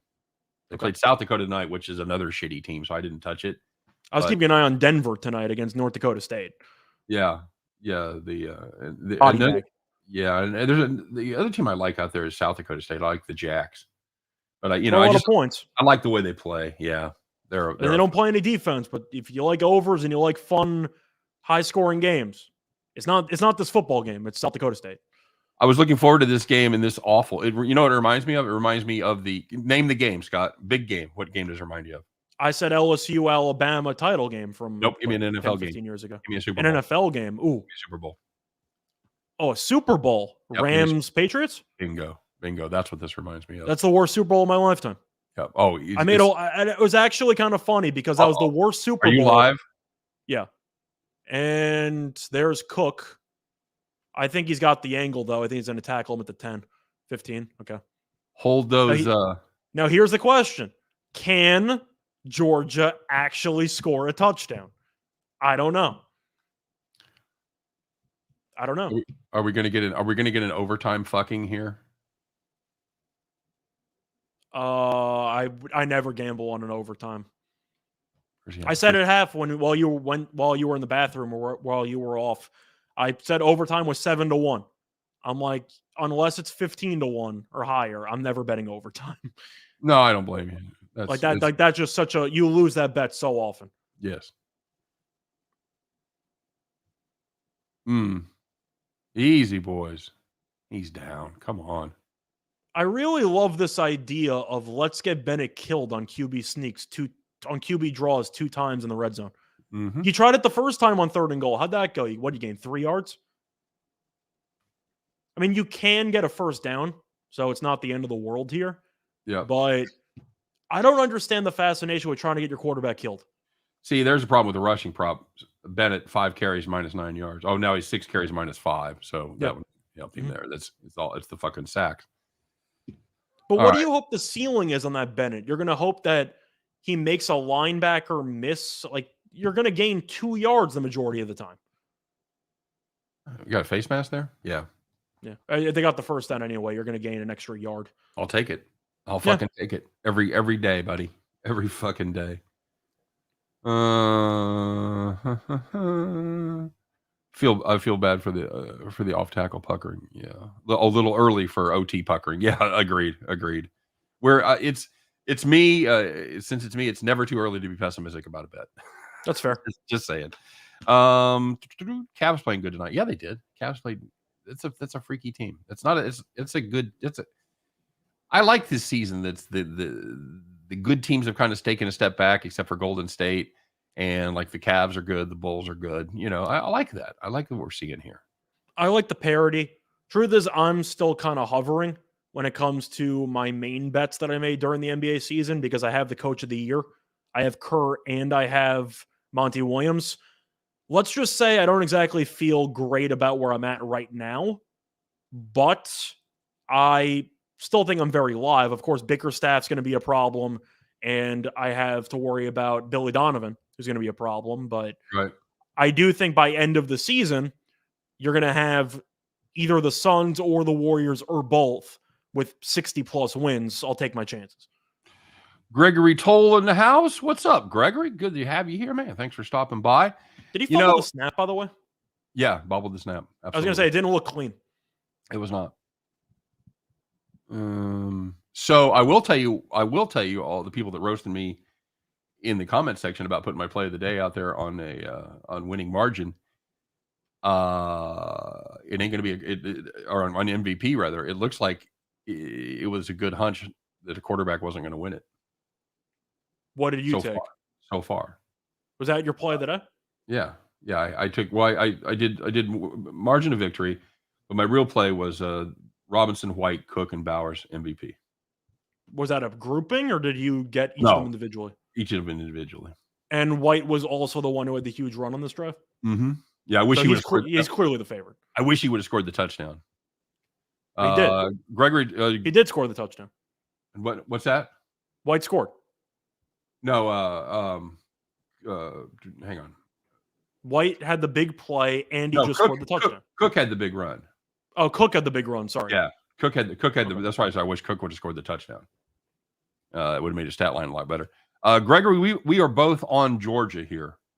I switched. If you watched our video, I liked Bama there because of all the Saban, all the underdog stats, et cetera, et cetera.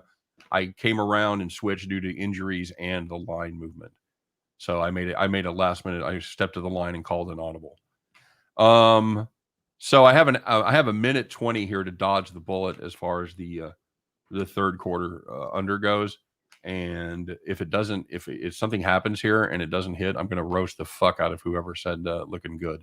See, it's kind of a mix for this quarter because Georgia went 80 yards in 2 minutes because of the one big play, but Bama went 8 minutes and didn't score. So I can't really complain when you have a 7:45 drive with no points. Right. That's really what you look for, That's exactly what you look for. Yeah, absolutely. By the way, Georgia just scored anyway. Total is down to 35.5. So it's basically back to where it started, but. Okay. Tick, tick, tick, tick, tick. Keep the staying down. That was not a great free form tackle, but it got the no. He got mojoed. Uh-oh. Tell me something bad doesn't happen here. I got to assume this is a handoff. I don't think anybody's that far ahead of us. I got to assume it's a handoff. You're at 2nd and 4. I got to assume this is a run. This is probably the last play of the half. He might have to dodge one more play. Handoff Robinson, and he's stuffed. I think I'm good. Do you think Bama snaps it again? No. I don't either. I think they regroup. I think you take the time, you take the free timeout, and you try to come up with a good third down play. Yep. Maybe you do a couple of fake snaps, try to draw them off sides because Georgia's been making dumb penalties all night. But I don't expect them to. I don't expect them to snap. It's a lot harder to do the fake snaps out of the shotgun. They might snap it, but I doubt it. Georgia shifted. I do like these shifts by Georgia, though. Worst case scenario, you force a false start. Absolutely, it's okay. They made a play, but you won, so you're good. 7.5 was also good. Should have hammered it. Should have hammered it. Oh well, I'll take it. What a fucking gambler thing to say. You just hit your bet. You're like, I should have made another one. I'll take it. I was talking about someone saying you're golden. Oh yeah, they tried to mojo me. Yeah, no doubt. No, it's all good. All good. All right, so going into the fourth quarter, let's take a look and see what we got for live numbers. It is now for all intents and purposes, I need less than 17 points in the fourth quarter. It's almost where it started. Georgia's now 3.5 point dogs as opposed to 3 point or favorites rather. 33.5 is the number. Scott, did you think you'd see a game like this? I said I like the under, so kinda. Scott, as far as a future on the Australian Open, how about take Coker? I don't think he meant Coker. I think he meant Joker. Oh, okay. Sorry. I'm like, I've never heard of this Coker guy. For Djokovic, I will not be betting him. And is he going to get to play? They officially overturned the ruling, so now he's able to play.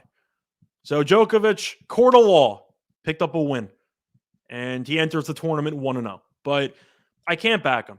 He's been locked in a holding room for 3 days. He hasn't been practicing. I can't pick him to win the tournament. I know that Djokovic is a god. I think he's the best player of all time. And he's a god in the Australian Open because he wins every time. But when you're not playing enough warm-up events going in, I do think Djokovic is going to struggle with some conditioning later on in the tournament. I like Medvedev. Medvedev, in my opinion, is the second best player in the world. He won the U.S. Open. He has been looking really sharp in the ATP Cup. He didn't drop a set in that tournament. But I like Medvedev. I think you'll see a Joker-Medvedev final. If you can bet on that exact matchup once the bracket comes out, I do think those will be the final two guys standing. A rematch of last year's final. But Medvedev is so damn good. He is so damn good. And I got to see him live against Zverev a couple of years ago. But I can't pick Novak. He hasn't been warming up in the last week or so. Give me the hottest player on the planet. I'll take Medvedev. Speaking of hot, somebody asked us about the Grizzlies tomorrow night going up against Golden State. That should be a hell of a basketball game. Grizzlies, of course, covered 6 straight. They've won 9 in a row, covered 8 of those games. You want to get in front of this Grizzly Express with the Golden State Warriors? I know when we were doing our live NFL show, somebody asked me about the Grizzlies and Clippers because money came in on the Clippers. They were favored for some reason. And I believe my exact words were, I don't care. This Memphis team is too good right now. I will keep backing them. Okay, fair enough. Bill Moore points out, agreeing with you, that his preparation has been screwed. Absolutely. Well, it's just really tough. Imagine not even just tennis, but imagine you have even a boxer or an MMA fighter, and they have a specific regimen that they stick to going into a fight. And suddenly, either via injury or availability, you suddenly are not able to do the same preparation you do going into every single tournament or fight. I'm going to expect a bit of rust to take effect. Now, I'm not saying Djokovic is going to lose early. I'm not picking him to lose in the second round. I'm not a lunatic. But I do think when you're playing in that degree of heat with that really just the tough conditions of Australia, I am expecting him to look less sharp than what he normally looks like in the Australian Open. I got my Bolden yards. That's a win. There you go. Nice job, Bolden. Get the receiving yards. That's a win. What'd you take tonight? What'd you take tonight? Dog racing? Take a dog racing pick today? Me? What was your play of the day? I have the game going on now. I got the I got the Trailblazers team total over 108.5. Okay. Green is out for That's gonna be a penalty on Georgia for knocking the guy's helmet off. targeting. No, it's offensive lineman. He just had a hands to the face. Oh, okay. Bronco, we're on the same page. Bold and cashed, nice and easy. Boom. There you go. Cool. No value in taking Medvedev. You can agree that there's no value, but I think he's going to win the tournament. So that's the value. I mean, Yeah. if you don't want to take him to win the tournament, take him in the quarter. He'll probably be minus 200, minus whatever, but I don't see anyone beating him. The thing is, you have to remember about men's tennis. It's the opposite of women's. Because since Serena hasn't won in several years, you have a different winner in basically every single Grand Slam event. How many different winners do you get in men's tennis? Yeah, 3. You had Nadal, who would win the French every year. It's a nice throw. Mm-hmm. You have Nadal who would win the French every year, but you have Djokovic, you have Medvedev who won 1 or 2, and you had Thiem who won the U.S. Open when half the guys didn't play, and Djokovic got ejected for hitting the ball boy in the face. So you pretty much have the same guys who win every single Grand Slam event for men's. So I'm going to pick the favorite. You like Barty at plus 300? For women, no. By the way, that seems like a short. I will never lay the favorite with women, just because it's chaos. I mean, you saw in the U.S. Open, you had Raducanu, who played against Fernandez in the final. They were both qualifiers, and they were both like 150 to 1 to go into the tournament. I will never lay favorite prices with women in a Grand Slam. I can't do it. Okay. Andy Murray, dark horse? I don't agree with that at all. No offense, Gregory. I know that Murray is a Hall of Famer. He is a great historical player. I have no faith in his hip holding up because he's had some surgeries. He's had a lot of issues staying healthy. And I really question in the heat of Australia if he will be able to handle that many best of 5 matches. So for me, I expect Murray to lose in either the first round, not the first round, maybe the second or third round. Before we have the play, if they don't get it here on third down, do they go for it or they kick?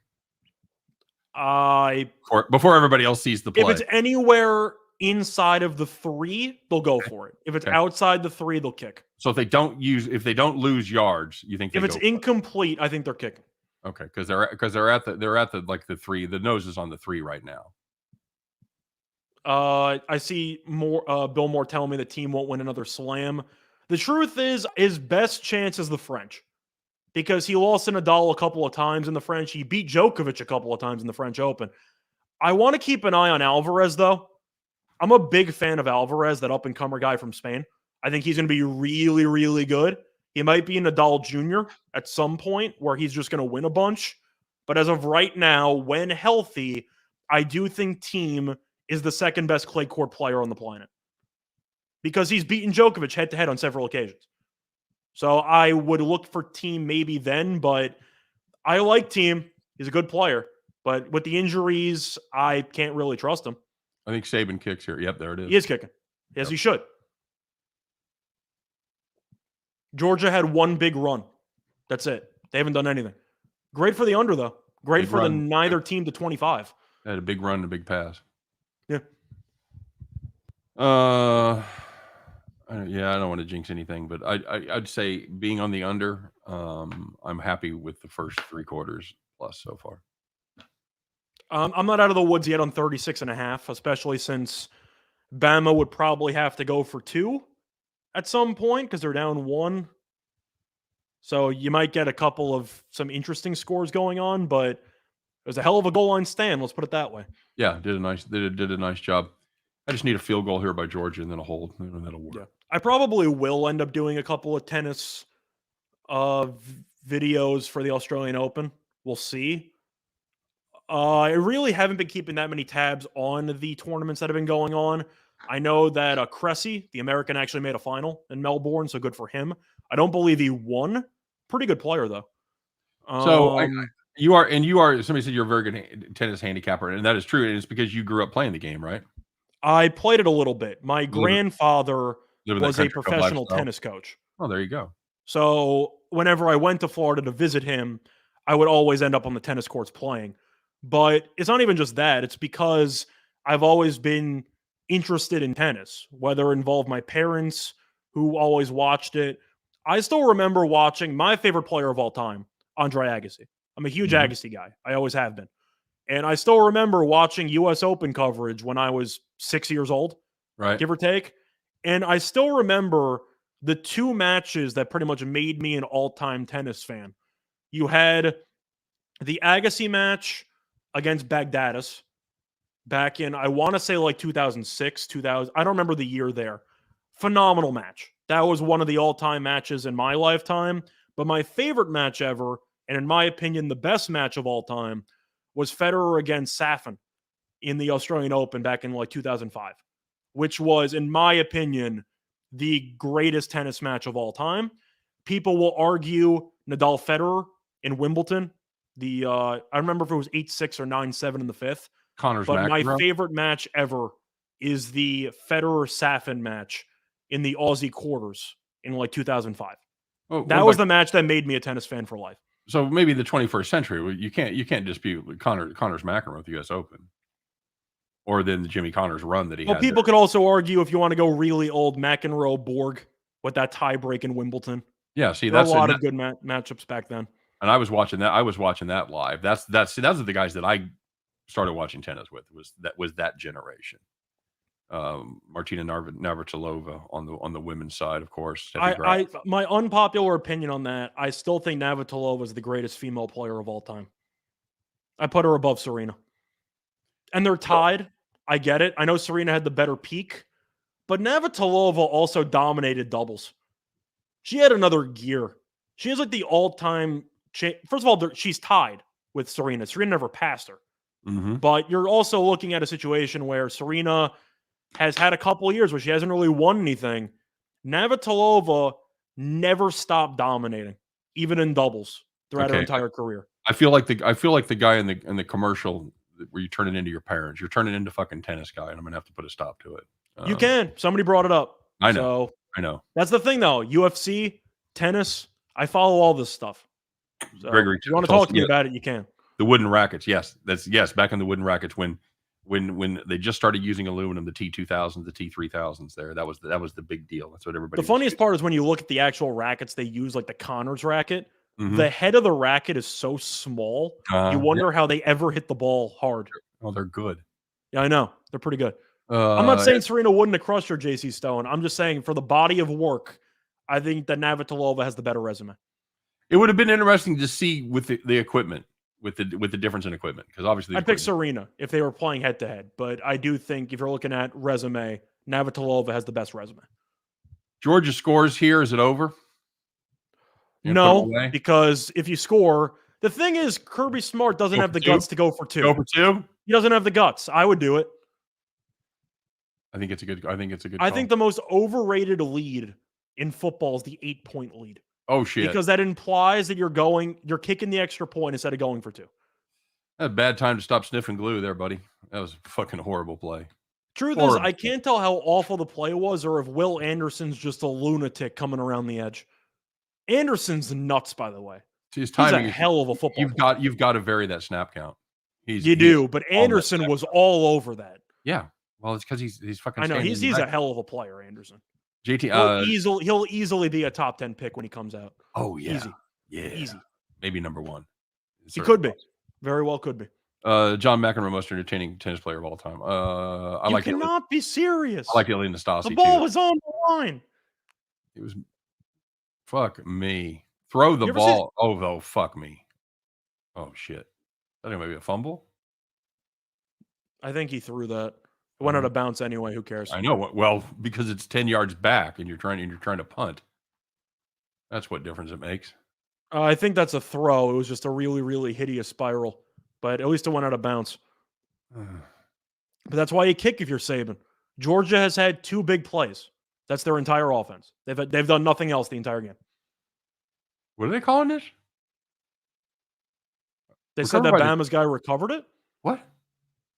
The guy on the sideline did recover know. it. I thought he had a foot out of bounds. I mean, that's clearly a throw. That's way more of a throw than the other one they called incomplete. It's a throw. Yeah. It's a hideous spiral, but the ball went forward. That's clearly a throw. And then where's the recovery? The Bama guy recovered it, but I thought his foot was out of bounds. No, his fucking toe is out of bounds. I think you're wrong. I think the refs are wrong twice. I don't know if his foot was out of bounds or not. It looks. that- I think there's some white on there. Is that the only No, shot? his we've heel got? comes down first, though. I don't know. I think it's incomplete anyway, so who cares?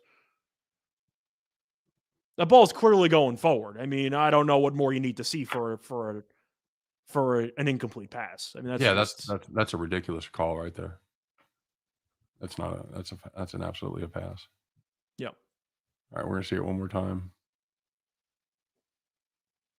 Yeah. Yeah, they want to say that he lost it on the way back, but he did not. It doesn't need to be pretty, but the ball clearly went forward. So We need Bronco Devil here to yell, incomplete. Hmm.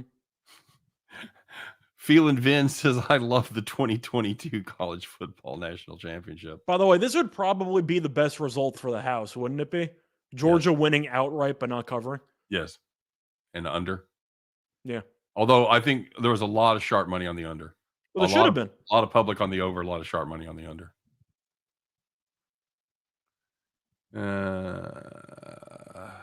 That was just a hideous series by Georgia. Yes, it was. It's not the first one they've had tonight, by the way. Yep. All right, let's go. Yeah, he's out of bounds anyway. There's the toe over the line, 100%. Mm-hmm. By the way, it doesn't matter if the heel comes down first. I didn't think it did. The whole foot has to come down. Hmm? I don't know. I don't know. I actually think he's in bounds. I think I think there might be a blade of grass in between. God damn It doesn't matter anyway, so I don't know why you're showing this. Just show the arm. How's the soccer game going? I don't have cable. I don't either. Soccer game's going fine. They've had a couple of good stops. They're saying he's in. They see green in between. I thought there was green in between. Okay. All right. Well, I don't think that's the question. No, it's incomplete. So I don't really know what the point is. He's in, but it might not matter. That's exactly what I think. Super Sly. Agreed. And the ball's loose in his hand. That's a great. I don't think the ball's loose in his hand. You can rewind it. It looks like he really was. The arm was coming forward. Even if it slips out while it's coming forward, that's a pass. Yep. As long as he's still imparts motion to the ball. Yep. That guy must be hot as hell. He's got a Fox hat on, like a whole while indoors. Are you storming the Capitol? Getting Capitol? your ass kicked. I mean, that's got to be storming the Capitol later. What's up with that fucking hat? What are we doing? Either that or he's going on a hunt. Okay, so there's the hand. Watch the ball. Ooh, I don't like the arm's coming forward. It's a throw. I don't like this. I don't like the super slow-mo shot as much. Fuck yeah. That's why when that last shot, I was afraid of that. In my opinion, I think that's a terrible call. Yeah. But in my opinion, I think that's an atrocious call. Exactly what we had to avoid, and it's been a situation where you just knew there was going to be a big mistake from fucking him coming all night long. Well, Bennett's an idiot, but I have no idea how that's not an incomplete pass. Again, he's not an idiot. Probably pretty smart. One of the probably 5 best quarterbacks in the country. I'm sorry, what? So 5? Yeah. I'm sorry, what? Well, for starters, when you're recruited by Georgia, 5? You're a fucking great quarterback. I'm sure he was. Okay, idiot's a strong term, whatever. But all right, that's what I'm saying. 5. I'd put him in the top. I put him in the top 20 of the incoming class, not the class that just graduated. Okay. Tell you what, though, they hold him to a field goal here, and you're still not like totally screwed on the under, but it's not ideal. No. Saban. What the hell is this guy doing? I think he meant to write Saban Voodoo, but he wrote Satan Voodoo, which I think think works too. Yeah, good enough. I'm gonna allow it either way. That's an atrocious call, though. I don't know how the hell you call that. Did he walk on at Georgia? He could have. He plays like a walk-on. He's out of bounds. That's no good. Yeah. Okay. Be a hell of a hold again. Fuck. I am curious, though. At some point, do you look over and go, Daniels, warm your arm up? No. What's He'll the never flag? do it, but I am curious. Do we need to look at this one for 5 minutes and then fuck us, or are we just going to call this incomplete? Flag. What's the flag? Roughing on? the passer. Can I at least see the replay of that? Oh, you knew that was coming too. They've been living on the edge the whole fucking game. They've been blasting him. His hand to the He face. got blocked into him. There it is. Nope. Hand to the face. 70 shoved him. Hand to the face mask. It's over. I think hand with the face mask fair, but I'm just saying 70 shoved him in the back. He didn't shove his hand. No, but it looked like he shoved him into the quarterback. That's not what they called. They called it the hand. It's somebody with their sound up. Is that what they called? Because obviously we don't have the sound up. Just stack the box. Now we're fucked. I'm expecting Bryce Young to keep it one of these. Bryce Young's probably going to keep. If Bryce Young keeps one of these read options, he's free. He's not keeping it. There's no way. I'm saying if he does, he's free. You're right. I think they're not paying attention to him for a reason. I think you're right. I think it'll work, but I'm not sure they'll do it. Yeah, hand to the face. That's exactly what I thought. Crash. Thank you. Yeah. Thank you very much. Handoff again. Now you're ahead of me again. No, I'm asking. Oh, Tips? nope. Yep. Okay. Tell you what, though, even if it's at the 1, do you just kick? It's a big difference being up by a field goal or a touchdown. No, you kick. You take the lead. You take the lead. Well, they already have. You count on You're right. They're trailing. I forgot. Sorry. Yeah. You count on your defense to shut them down like they've done the whole fucking game. For a second, I thought Bama was up 13-12. In my bad. Yeah. Anyone else that would ban reviews? I run a hot and cold. Depending on that one, I'm glad they had a review. I'm sorry they got it wrong. I do see the point, but at the end of the day, I'm glad they get it right. I just think they got that call wrong. I agree with that. That was a hell of a play. I thought Young was dead to rights. That's a hell of a play. Yeah.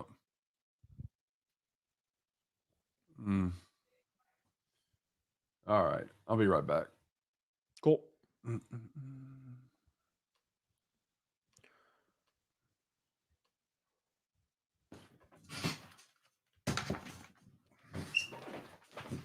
All right. So Bama obviously going for 2 here because they have to. I'm trying to think if they're probably going to run some play action rollout if I had to guess. I'm trying to do the math in my head here. 36.5. Okay. Yeah. So it's not a great spot with 10 minutes to go, but I thought that was a brutal fumble call, but it is what it is. Nice play by Young though on the rollout. This is going to be a QB draw. That's my guess. I got 4 at the bottom. It might be a QB draw. And you might run it anyway. I'll tell you what, it might not have been a draw, but Young ended up running. I consider that a win in my book. Do I have a referee shirt on? No. I have some design thing. But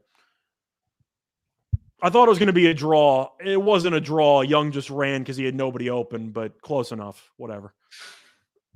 Either way, it never stood a chance.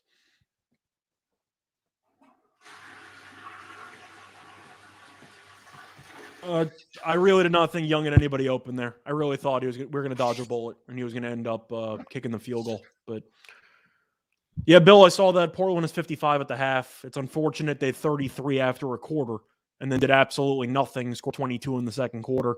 Still on pace though. I'm hoping the Nets open up a bigger lead. They'll coast and Portland might be able to score some garbage time points. But still, it's a spot where Portland's not a good team. You just got to fade the Nets defense, and that's how we're going right now. If you're on under 52.5, that was a big missed 2-point conversion, by the way. Keeps you for overtime draws? No, keeps your 3 touchdowns under 52.5. Put you at 52. Has to have control of the ball. He didn't. What are you talking about there? A fumble. Oh, was there a fumble? The Bennett one. Oh, we're still talking about that one. Yeah. Well, just in general, I just think it's a bad call. But I didn't even think it was close. No, not at all. I'll tell you what, though. The last shot they showed, Scott, it looked like that ball came loose. It looked like that ball came loose before it started forward. My argument was it might have come loose, but if the arm's coming forward and the ball just so happens to be getting loose, You can make an argument that just a really bad incomplete pass.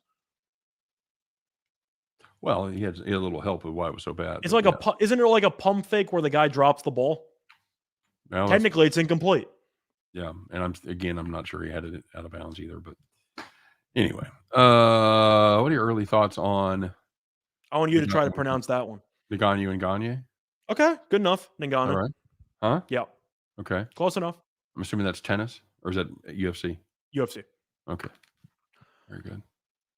My hot take on that, it's a really bold call because, of course, I'm going to end up making a video on it when the card is approaching. I actually like Gone by decision. I think you're getting a hell of a price. I think people are automatically going to assume Ngannou by knockout. So I'm going to look at it two ways. Do I think that Gone can win by knockout? Truth is no, I really don't. So I would probably take an exact method, Ngannou by knockout and Gone by decision. Because I do think if Gone's going to win, he's going to treat it as a really boring fight like he did against Rosenstruck.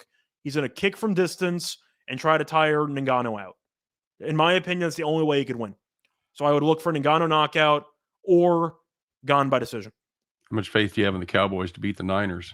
I know if you checked out the show this afternoon, you have no faith in that to happen.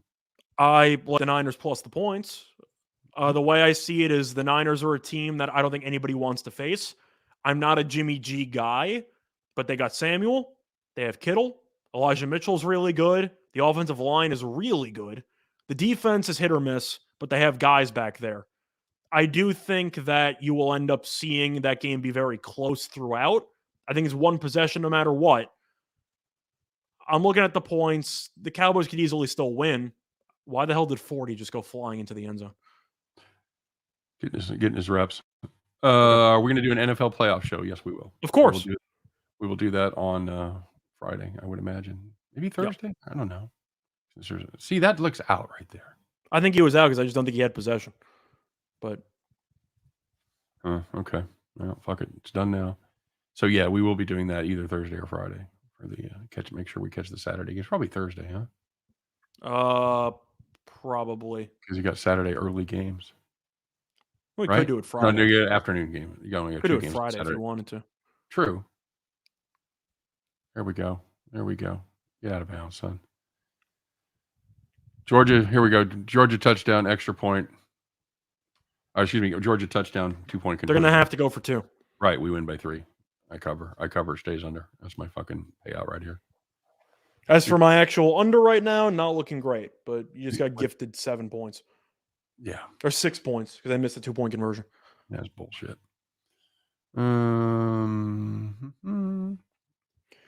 going to have to throw the ball. You're going to have to open up this offense. Super Sly talking about how he also likes Gone in the fight. I'm going with the exact method, though, because I really don't know there we go. how... I think Gone's going to have to tire out Ngannou. I don't know if he can wrestle. I don't know if he's going to have to follow the Miocic method, where you tire him out, you take him to the ground, you just hope he runs out of gas. Ngannou's a heavyweight fighter who kills people 3 minutes into every fight. So I'm guessing the cardio is not great. That's how I'm looking at it. Oh, fuck me. Tackle the hell out of him. I was going to say, you saw 3 flags on it. He deserved every one of them. See, that's one of those rules. If he fell down, though, that's a smart penalty. That's one of those rules where if you're in the NFL, it's the same difference. But here in college, you take the 15. I think it should be I was going to say you make it discretionary, but you don't want to give the officials more power. I don't know why it took Georgia. For fuck's sake. No, he caught it. I know he did, but stop throwing the ball fucking 8 feet in the air. Jesus Christ, step into your throws. I don't know why it took Georgia so long to start trying to actually force him to throw the ball in the pocket. That's a hell of a catch. Yeah. Okay. It shouldn't have had to been. He should have. Anyway, sorry.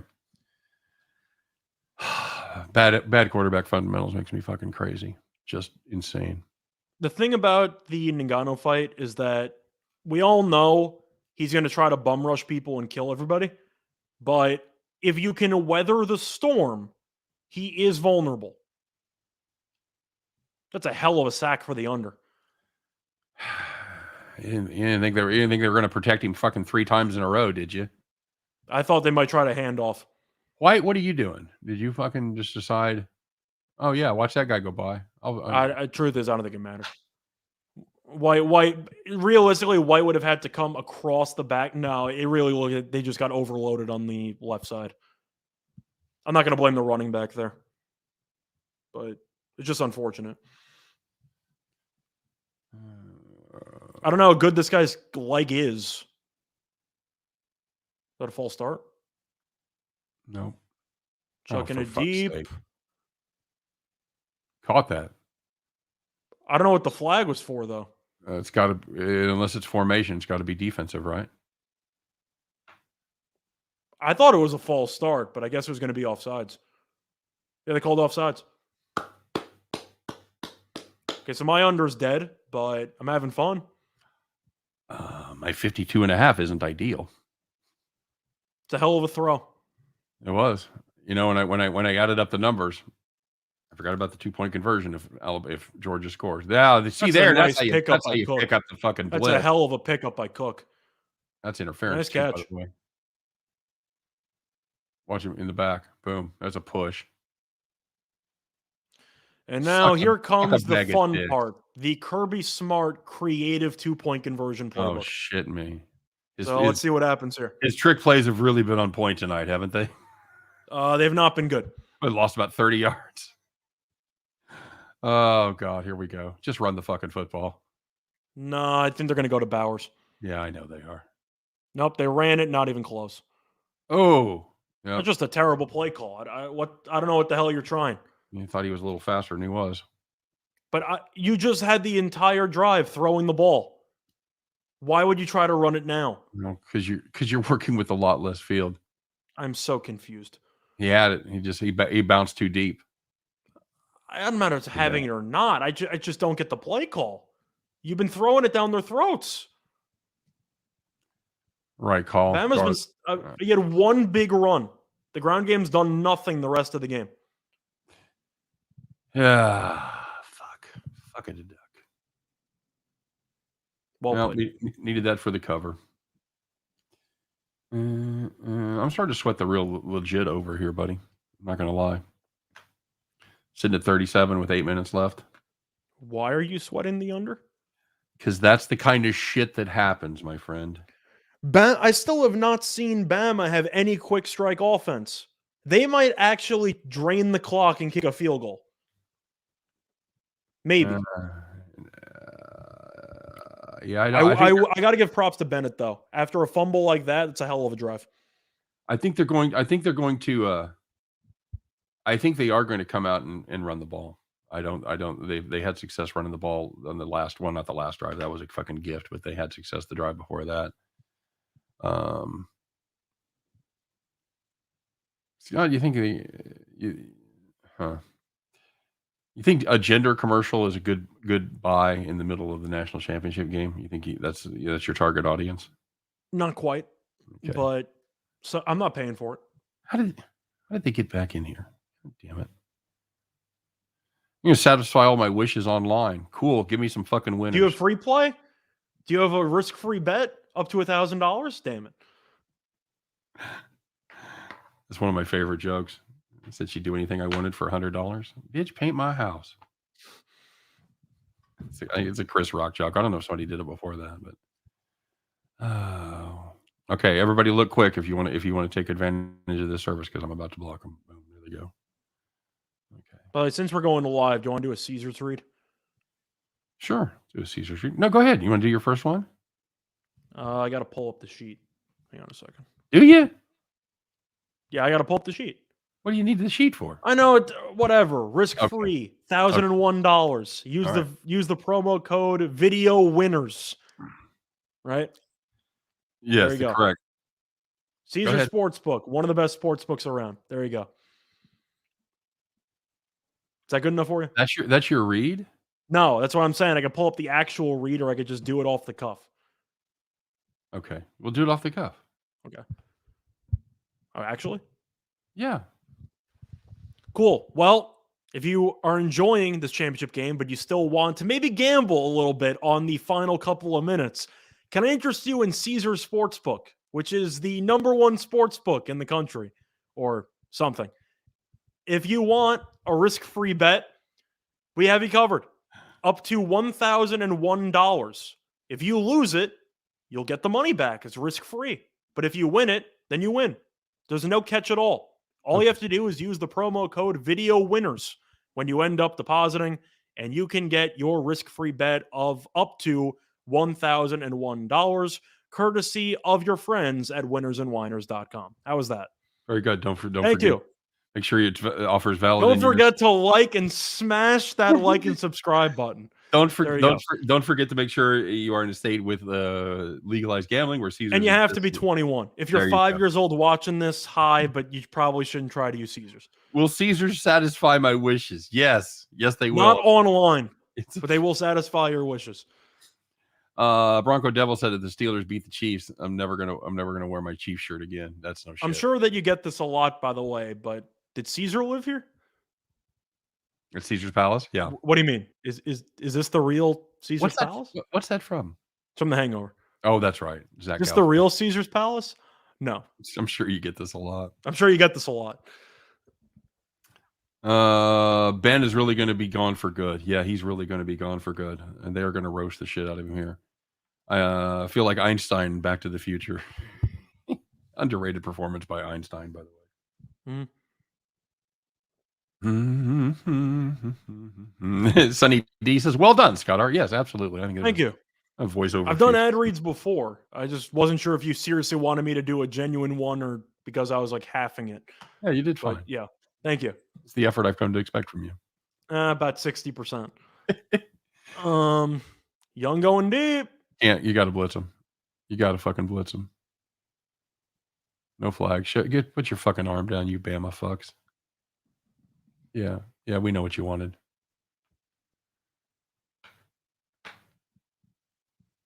Sorry, I really dislike both these teams. It's good coverage. Yeah, it was. I mean, of course, I'm still rooting for Georgia just because I'm tired of Bama winning every time. Agreed. What do you think of the whole fucking shoulder pads with spikes? You a fan of that? I don't get it, but I wouldn't want to fight the person. You know, when Mizzou joined the SEC, their first game was against Georgia. Hang on, I'll watch this play real quick here. It's fine. I see the snap now. Yeah, I think you and I are just about synced up. Oh, fuck. Oh, he dropped it. I don't think he dropped it. I think it was broken up. Oh, okay, good. Potato. Anyway, when Mizzou joined the SEC, the first game they played, first conference game, was against Georgia. It was in Mizzou. And I went to the game, and I was reading like the comments and Facebook shit afterwards. And the Georgia fans were just roasting Mizzou fans because we had the audacity to wear like T-shirts and shorts and shit to the game, where they all wear fucking polo shirts at the minimum, a suit and tie, and all this shit. It's a good play by 31. Yeah, it was a great play. So you guys are in the SEC now. You got to act like it. Like, oh, fuck yourself. That's when we knew. I didn't know there was an actual dress code to games. It's unofficial apparently, but yeah, it's unofficial because it's made up. So the next game I went, I just wore a fucking barrel, like the guy, like the guy, the old. You remember the guy in the old Mile High Stadium? The barrel guy. Yeah, what a great gig. What a absolute overalls and a barrel. You got free tickets for life. It's the dream. Good D&D, Super Sly. Absolutely. Had to have it right there. Turn it into a good game, Scott. The game was close throughout. The offense just woke up. But of course, even though I lost the 36.5 under, which is even more unfortunate because it was 37.5, while I clicked the submit button, and then it fixed itself to 36.5. And of course, now it's 37. But if you get to 40, I still win the FanDuel free boost, whatever. So it's not a total loss. You got to get 40 or over 40? Just 40. It's 39.5. You're good. I've spoken. You're good. Cool. You're under 37. It doesn't matter. 36.5, 37.5 doesn't fucking matter. You're beat. Did Barrelman, did he go to prison? Bronco Devil? I thought Fireman Ed got arrested for the Jets. I thought he died. But no, he's still around. Fireman Ed got arrested for what? I thought he did. Something happened to him legally. Kid diddling? Was he a diddler? Not that I know of. Okay. I think he got into a fight with somebody, or it was like DUI related. I forgot what happened. Oh, that would seem to check out. Bronco, we're counting on you here. Did Barrelman go to prison? Did he go to the joint? I think it'd be funnier than shit if you just cut to a shot of Barrelman with it still wearing his barrel, only covered with an orange jumpsuit. Starting rumors. That's right. I'm actually going to look up Fireman Ed because I'm actually pretty sure he got arrested. That I do remember something happening to him. Fireman Ed accused of assaulting a Giants fan. Oh, so he had it coming. So he was charged with assault. That's close enough in my book. Okay. Barrelman died at 69 in 2009, by the way. So I said assault or DUI or something. Yeah, he assaulted somebody in a preseason game, allegedly. Close enough. That's solid. Retired after 40 years as a mechanic. Yeah, I think Barrelman was okay. It looked like he was a pretty good dude. Isn't that the Jets guy? Fireman Ed, yes. Yeah. Yes, absolutely. Can't do careers in Texas. I don't know what that means. I know that Bronco Devil's in Texas. You guys not? I gotta give special props to Fireman Ed though. Truth is, if I was a Jets fan for 40, 50 something years, yeah, and somebody was talking crap to me, a Giants fan, I might have smacked them too. So Fireman, I feel you. You're never going to smack anybody, Scott. Don't lie. You're not going to. I'm a pacifist, so I would not. But my apologies to Barrelman, R.I.P. That's right. No, we don't want any lawsuits from the estate of Barrelman. We take it all back. Those were just nasty rumors that we'd heard somewhere, and it's good to know that was not the case. Any good boxing matches? I don't really see many good boxing matches ever because there really aren't. Most of the top tier guys don't fight each other. They have cross promotions. The thing about boxing that's a problem is they made it irredeemable to lose. If you lose one time, just see you later. And I feel like that's why a lot of these fighters refuse to fight each other because everybody wants to see. There's one fight everyone wants to see. It's Spence versus Crawford. That's the fight. That's the fight you need to make if you're boxing. Crawford's the best. Spence is arguably the best, probably number 2. Let them fight already. That's the fight you need. And yet they're never going to do it because they're both in different promotions and they both don't want their guy to lose. By the way, the problem with boxing. There's another defense that looks a little gassed right now against the run, and it's the Alabama Crimson Tide.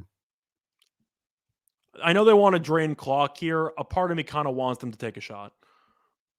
No.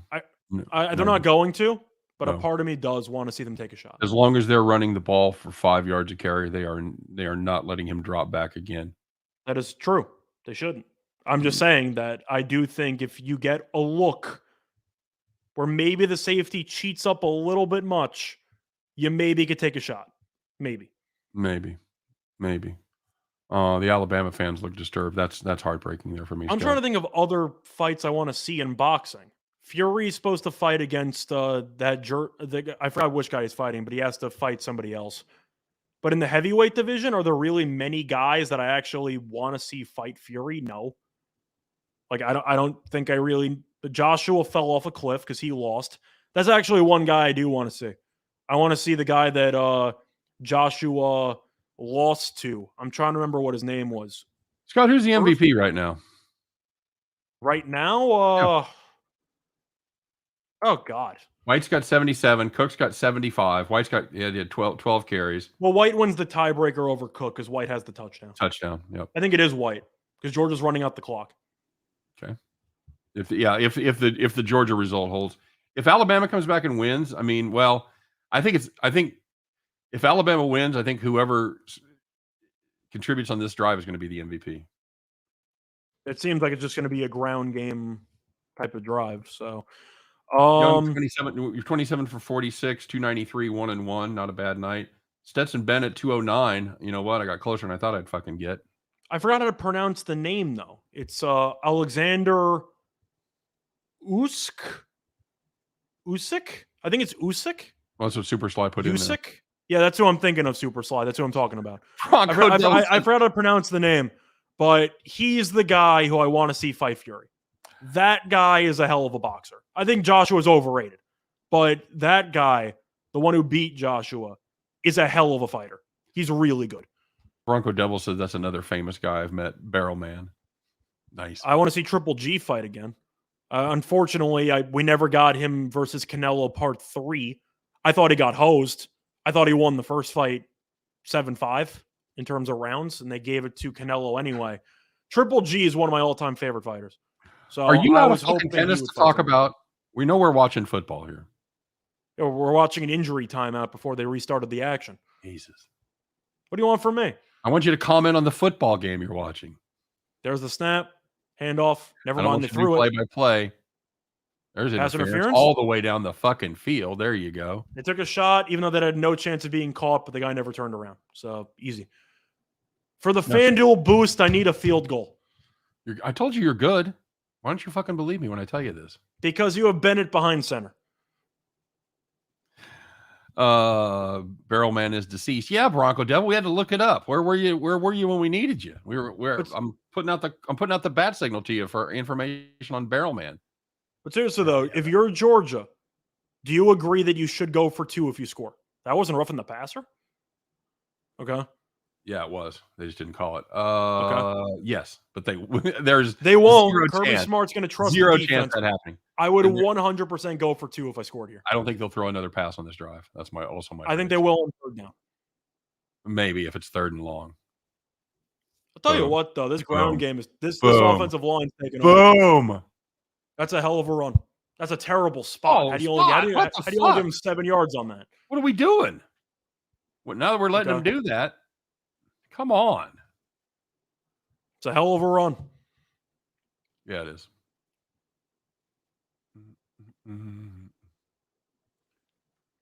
Truth is, White though now is what, over the 80 mark? Yeah, there's your MVP. I think he's winning the MVP. Well, we'll see. There's a lot of things still have to happen in this game for that to come true. If Georgia wins, I think he's winning MVP. Let him bust one here and score the touchdown. Just don't take a false start penalty. Last thing he needs a penalty. No. Well, the first thing you needed was a good spot. It should be. Timeout, Georgia. I don't mind the timeout. Get your guys rested. The clock was running out. They were going to have a penalty. Is there an angrier group of individuals in college football coaches? Aren't they? They're always pissed. Always pissed. It doesn't matter the score, the circumstance. They're always fucking angry, Scott. The angriest coach in college basketball is easily Dan Hurley for UConn. Easily the most angry coach that there is, because Bob Knight retired about 2 decades ago. Knight took anger to a different level when, you weren't even alive when Bob Knight coached, were you? I was around for his Texas Tech years. Okay. All right. Wow. You have the rumors that he choked the Indiana player. That happened. That came out after. Yeah. We count money over here. Where you been? You've been out there counting that money, haven't you? That's what we're getting ready to do here. If we can get this result to hold, get a little score from Georgia, we're gonna be ready to count our own money, right, Scott? Something like that. Bobby Hurley is a lunatic. Bobby Hurley's also got a personality to him, but Dan Hurley is the guy. Dan Hurley's the one. That's a run. I think it's actually better for Georgia that they didn't get the first down. Yeah, they marked him short by half a yard. Yeah, I don't hate that. What are the odds that Bennett actually knows how to do a proper QB sneak? God damn it. This looks like another. Let me see it right here on the close one. That's a first down. Yeah, it's a shitty spot. Another fucking spot. Bowers? Oh my. They actually threw the ball. Oh, no. They called there's a flag. It's a formation, I'll bet. Yep. Fuck me. No, he's saying he got hit in the face. Oh. He's saying it's a touchdown. No, I think he's mad that he got Bennett keeps pointing to his face. I think he's claiming that he got hit in the face. He's mad it didn't get called. No, they seem happy. No, you could be right. Yeah, we're good. What? Unless it's offsetting. Why are we fucking... Are they asking if they won on the 2-point conversion? Yeah. I think he's asking if he wants the half yard on the 2-point conversion. You take half the distance and go for 2. Absolutely. 100%. You got to go for 2 here. You have to. He's not doing it. He's not doing it. You're going to kick a touchback anyway. There's no point. Bronco you Devil have to take the half the distance. Bronco Devil says they should be offensive PI. You shut your mouth. You stop that. Wait, offensive PI for what? The pass was behind the line of scrimmage.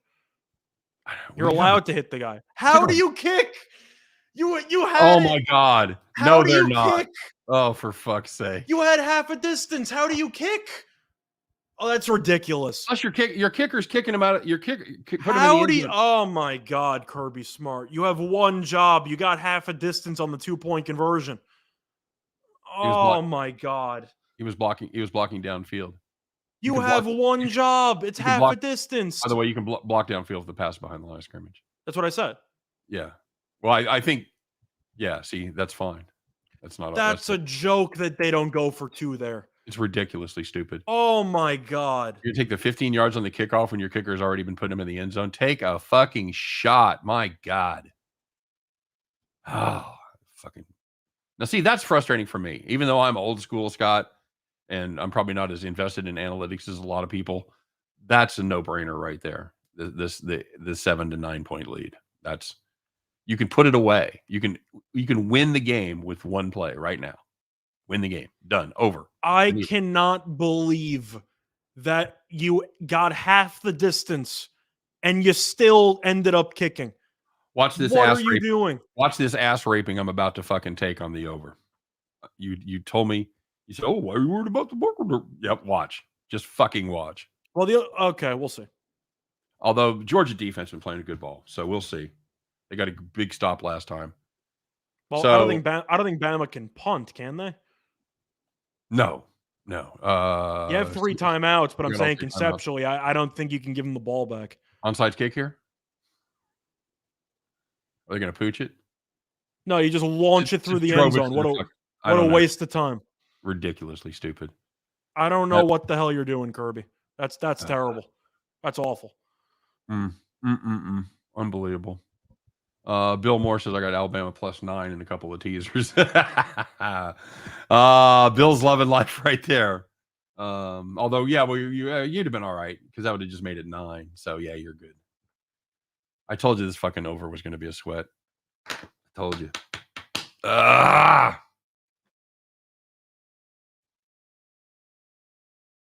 Pucker times is JC Stone. Yep, you're right, my friend.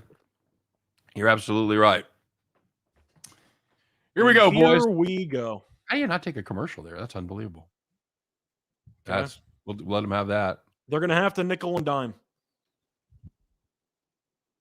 Another 20 play drive in 2 minutes. Luckily for them, they got 3.5. I got to go back and watch that game this week. Georgia, can you win a championship, please? Please. It'd be one nice. time. It'd be nice. So I lost the live under, but I won the FanDuel promo. Boom. So that counts. Good. With the FanDuel promo, by the way, I made a resounding couple of dollars. So that's fun. Couple dollar win. Bama 1220 plus 1225 live right now. Although third down, buddy. I can't take that. You need a 2-point conversion too. I can't take I got plus 800. I don't have that. I can't take that. I am curious though if they fail. I think they have to go for it on 4th. I think they're going to punt if they don't. I don't think they will. Well, it's a moot point anyway because that's a first down. It's a good tackle. Yeah. Robinson, a wide receiver. Just really no question how this ends, is there? For fun, I'm going to say touchdown, miss 2-point conversion. Okay, that would be fun. That way, Bama covers. They don't win. Everybody gets their ass kicked except for Vegas. They got fucking problems in the backfield right there. Okay. They tried to run the ball? Yep. I didn't agree with that play call. No. If they catch him napping, there was confusion in the linebacker core there. I mean, there's no 2-minute warning, so I don't really know why you want clock to run. Coaches are always older like Steen, and he's always angry with Reichel, the kid. Oh, I'm not always angry. It comes from having kids Reichel's age. I'm not going to lie to you. It really does. The way that I see it is that even though I cannot say I ever played a D1 college football or FBS college football or FCS, whatever, at the end of the day, I've seen enough football games to understand common sense on what should happen in situations. I truly believe, even though I obviously wouldn't be able to be a head coach because I'm not familiar with X's and O's and whatever, if you get me in the booth to be a decision consultant and I'll just tell you when to go for it on fourth down and when to go for it on fourth down and when to punt, I think I do a hell of a job. At best, you're the get back coach. I think I would do a really good job in some type of coach's booth, just making decisions on when to go for it, when to punt, when to go for two, when to not go for two. I think I'd be really good in that job. Sure you do. What, you don't agree with that? No. When it comes to just going for it and not going for just making the decision, I think I could do that. How many have you had a ton of statistics classes? Do you understand? All by hunch. Okay, no. All by hunch. Yeah. That guy almost made the catch of his life. Mm-hmm. Okay. All right, boys. All right, here we go. 81 was blocking down. Oh, that's don't play prevent. Guard the sticks. Yes. I hate seeing coaches play prevent and give up free 80 yards like Army in the bowl game. Why are you putting up two hands there? Thanks for coming by, Bill. Real appreciate it. And you know what? I don't think we've said it officially, but we thank everybody for coming by tonight and hanging with us for fucking what's going to be 4 hours. Yeah, absolutely. Mm-hmm. So I'm calling in sick tomorrow, man. No, that works. I'll still be doing my premium plays tonight. I will not be doing a regular video tonight. Just force a fourth down. Oh, picked. Fall down, you idiot. Fall down. You know, or you can take it to the crib if you want to be fun. He's not going to do that. Oh, he's taking it to the crib. Oh, he's done. Yeah. And just like that, you actually want the penalty, by the way. You want the penalty. I know I do. Yeah, you might have some problems here with your under. I told you. I don't know where that throw was to, but sure. Okay. Atlanta is the city of champions. First the Braves, now Georgia. What a time. Where are we at? 52. So yeah, they're not going for two now. No, I'm speculating, but I'm just okay. Yeah, they're okay. No, they're not going to score. It's over. I'm calling it, buddy. I'm calling it. The under's good. Okay, because when you say it's over when you're talking about an under, it gets very tricky. I know. Bennett's crying. Ooh. Went in. Zamir White, 84 yards, one TD. I think he's the MVP. Okay, I agree. And just a quick recommendation. I'm trying to see the read on this one. Was that to Bolden or was that to 11? I think it was to 11. I couldn't tell. No, that's not a good sign, by the way. If you don't know who the intended receiver is? Yeah. That's not good. By the way, that's a flag. That's a fucking flag on Alabama right there. At the goal line. Alabama or Georgia? No, that's on Alabama. He fucking came out of nowhere and blasted him. Watch it again. Boom. See it? I did see that. I thought Georgia might have blocked him. Yeah, whatever. That's a blind side. I mean, you can't. I don't know. You can call it blind side on defense, but that's fucking. Kirby Smart's yelling at him to go down. And he just takes it to the crib. Yep. I mean, I was saying go down, but realistically, Bama does have all 3 timeouts, so I guess scoring isn't the end of the world. No. Cool. Portland, listen to me, man. I need 22 points in the fourth quarter, Portland. I need 22 points. Get it for me. Come on, Portland. Give me these points. Alan Mitchell saying smart yelling to go down. Yeah, no shit.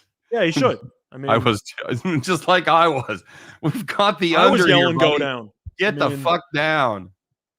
Oh. You know what? I like to see the kids like that. Fucking Stetson Bennett. Good for him. Good, fucking good for Georgia. That's fine. How is Bowers a freshman? Can you just let him go into the league? What are we doing? You think he cares about his classes? He's a first-round tight end. Just give it to him. What is he, 6'6", 6'7"? He's a monster. Yeah, if he grow, wait till his growth spurt. 52 and a half, Alan, is what let me make sure, but I almost never forget. Yeah, 52 and a half. You know, I forget everything else in the world. I never fucking forget shitty numbers that I have. Although it's a decent number right now. Yeah, but I've got the under 52 and a half is what my official play was. So, well, there's Sonny D saying he doesn't want any more Saban smug commercials. Him and Deion Sanders both lost their last game of the season. How about Baker? How about Baker doing commercials? Baker, Progressive has taken such a massive L with those commercials. James wants to know how delayed we are. Scott's about, I think, 30 seconds behind. I'm still in the 1990s. I keep fast forwarding, so I see Bennett hugging the offensive coordinator right now. There you go. That's exactly what I've got as well. Cool. Georgia minus 13.5 plus 700. You got that? You got that, Mr. Nimbus? I'm rooting for you. Yeah. That's this is the dreaded garbage time, though. Yeah, but it's just 54 seconds. It's a lot. They got no receivers. They're gonna call timeouts and all that shit. I think they have to. Is he going to try to nickel and dime? Or going to take some big fucking swings and let him? Realistically, I'm expecting a big swing interception. Okay, but they'll probably nickel and dime it, tackle him and bounce. Yep. Do you even call timeout at this point? I don't think they do. I think he's going to let. No, they did. They did. All right. Whatever. You think Saban's like, who fucking called that play? Only for $20. There's no such thing as. How are they supposed to win? Bill O'Brien's the offensive coordinator. There's no such thing as an only bet, by the way. How about that, by the way? Jaguars asking if they could interview Bill O'Brien for what coaching job. They need somebody to fucking clean up after the game's over. I don't know. They're just a bunch of NFL teams, a way to ruin these kids' careers. I don't get that. Waiting to. That's. Yeah, I do get that. Yeah. Although, because they're going to the bottom feeder teams. Yeah.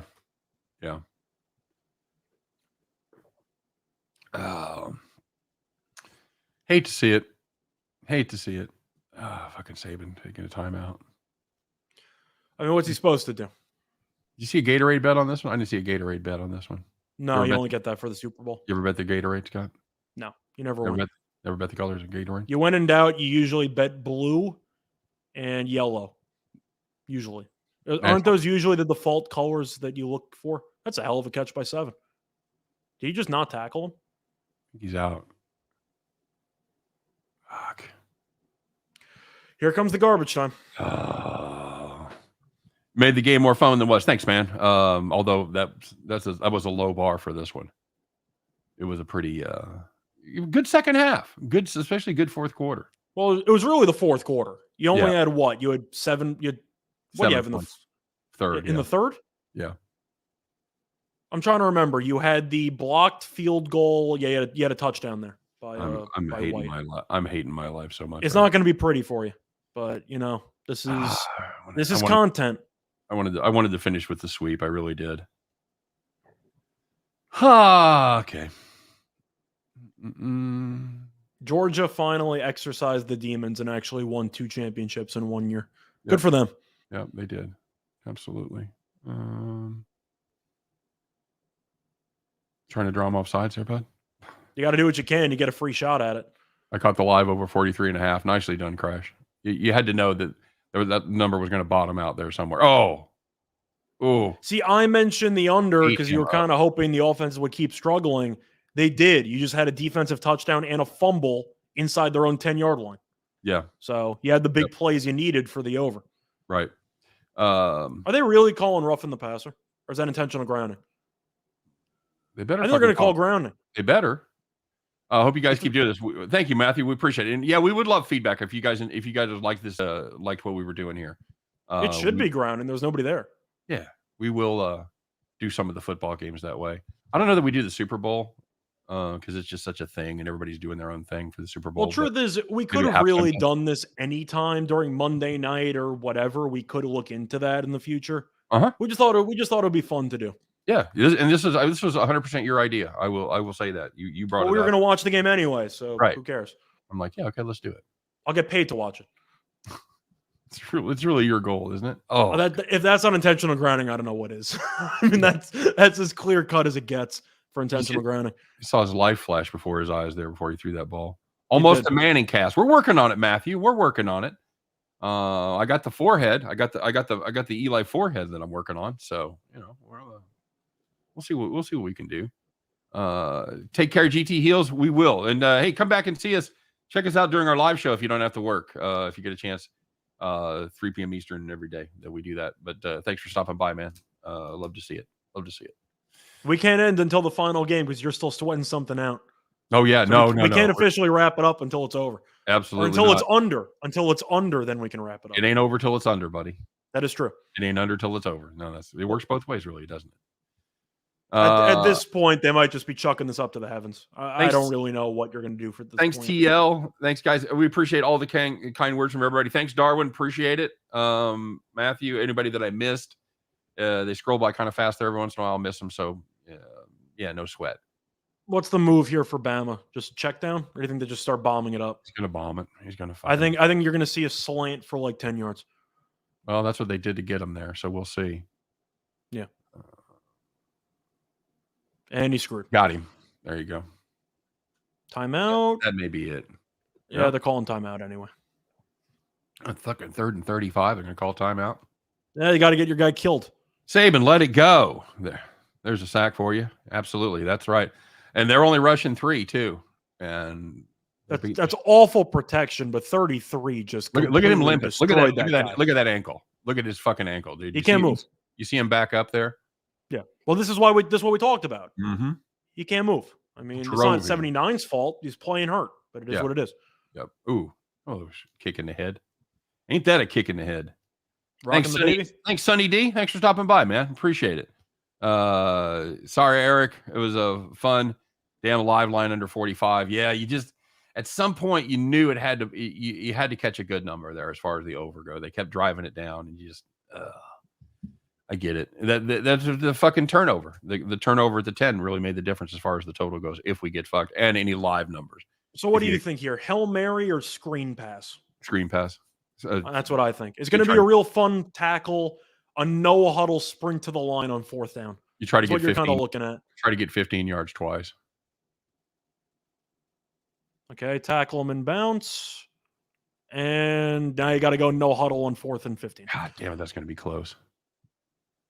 Come on. Tick, tick, tick, tick, tick, tick, tick, tick, tick. Well, Smart clearly has the under because he's telling everyone to get into the end zone. No shit. So he's clearly got the under. This is it. All right, here we go. And he screwed. That's a win. That's a win. Never a doubt. Never a doubt. All right, guys. As always, thanks for joining us. We definitely appreciate it. If you get an opportunity to check Scott and I out each and every day, 3 p.m. Eastern, 2 p.m. Central. Go Dogs. How about them Dogs, Scott? God bless you. You guys have a great day. We swept the bowl game show. Yeah, or I did. No, you changed your mind, but you swept the premium. That's right. I'm going to get roasted in the comment section, but if you were here tonight, you knew I was on the right side of that. And cool. Thank God for hedges. Yep. They keep my neighbors from having to see my nudity when I change clothes. I love the hedges. You guys have a great night. If that ain't a fucking closer, I don't know what is. Everybody have a good night. We'll see you guys tomorrow. Again, no video from me tonight, but we'll be back here with our bells on and ready to rock and roll tomorrow. All right. You guys have a great night. We'll see you tomorrow. Thanks for hanging out with us. Had a blast. We'll see you.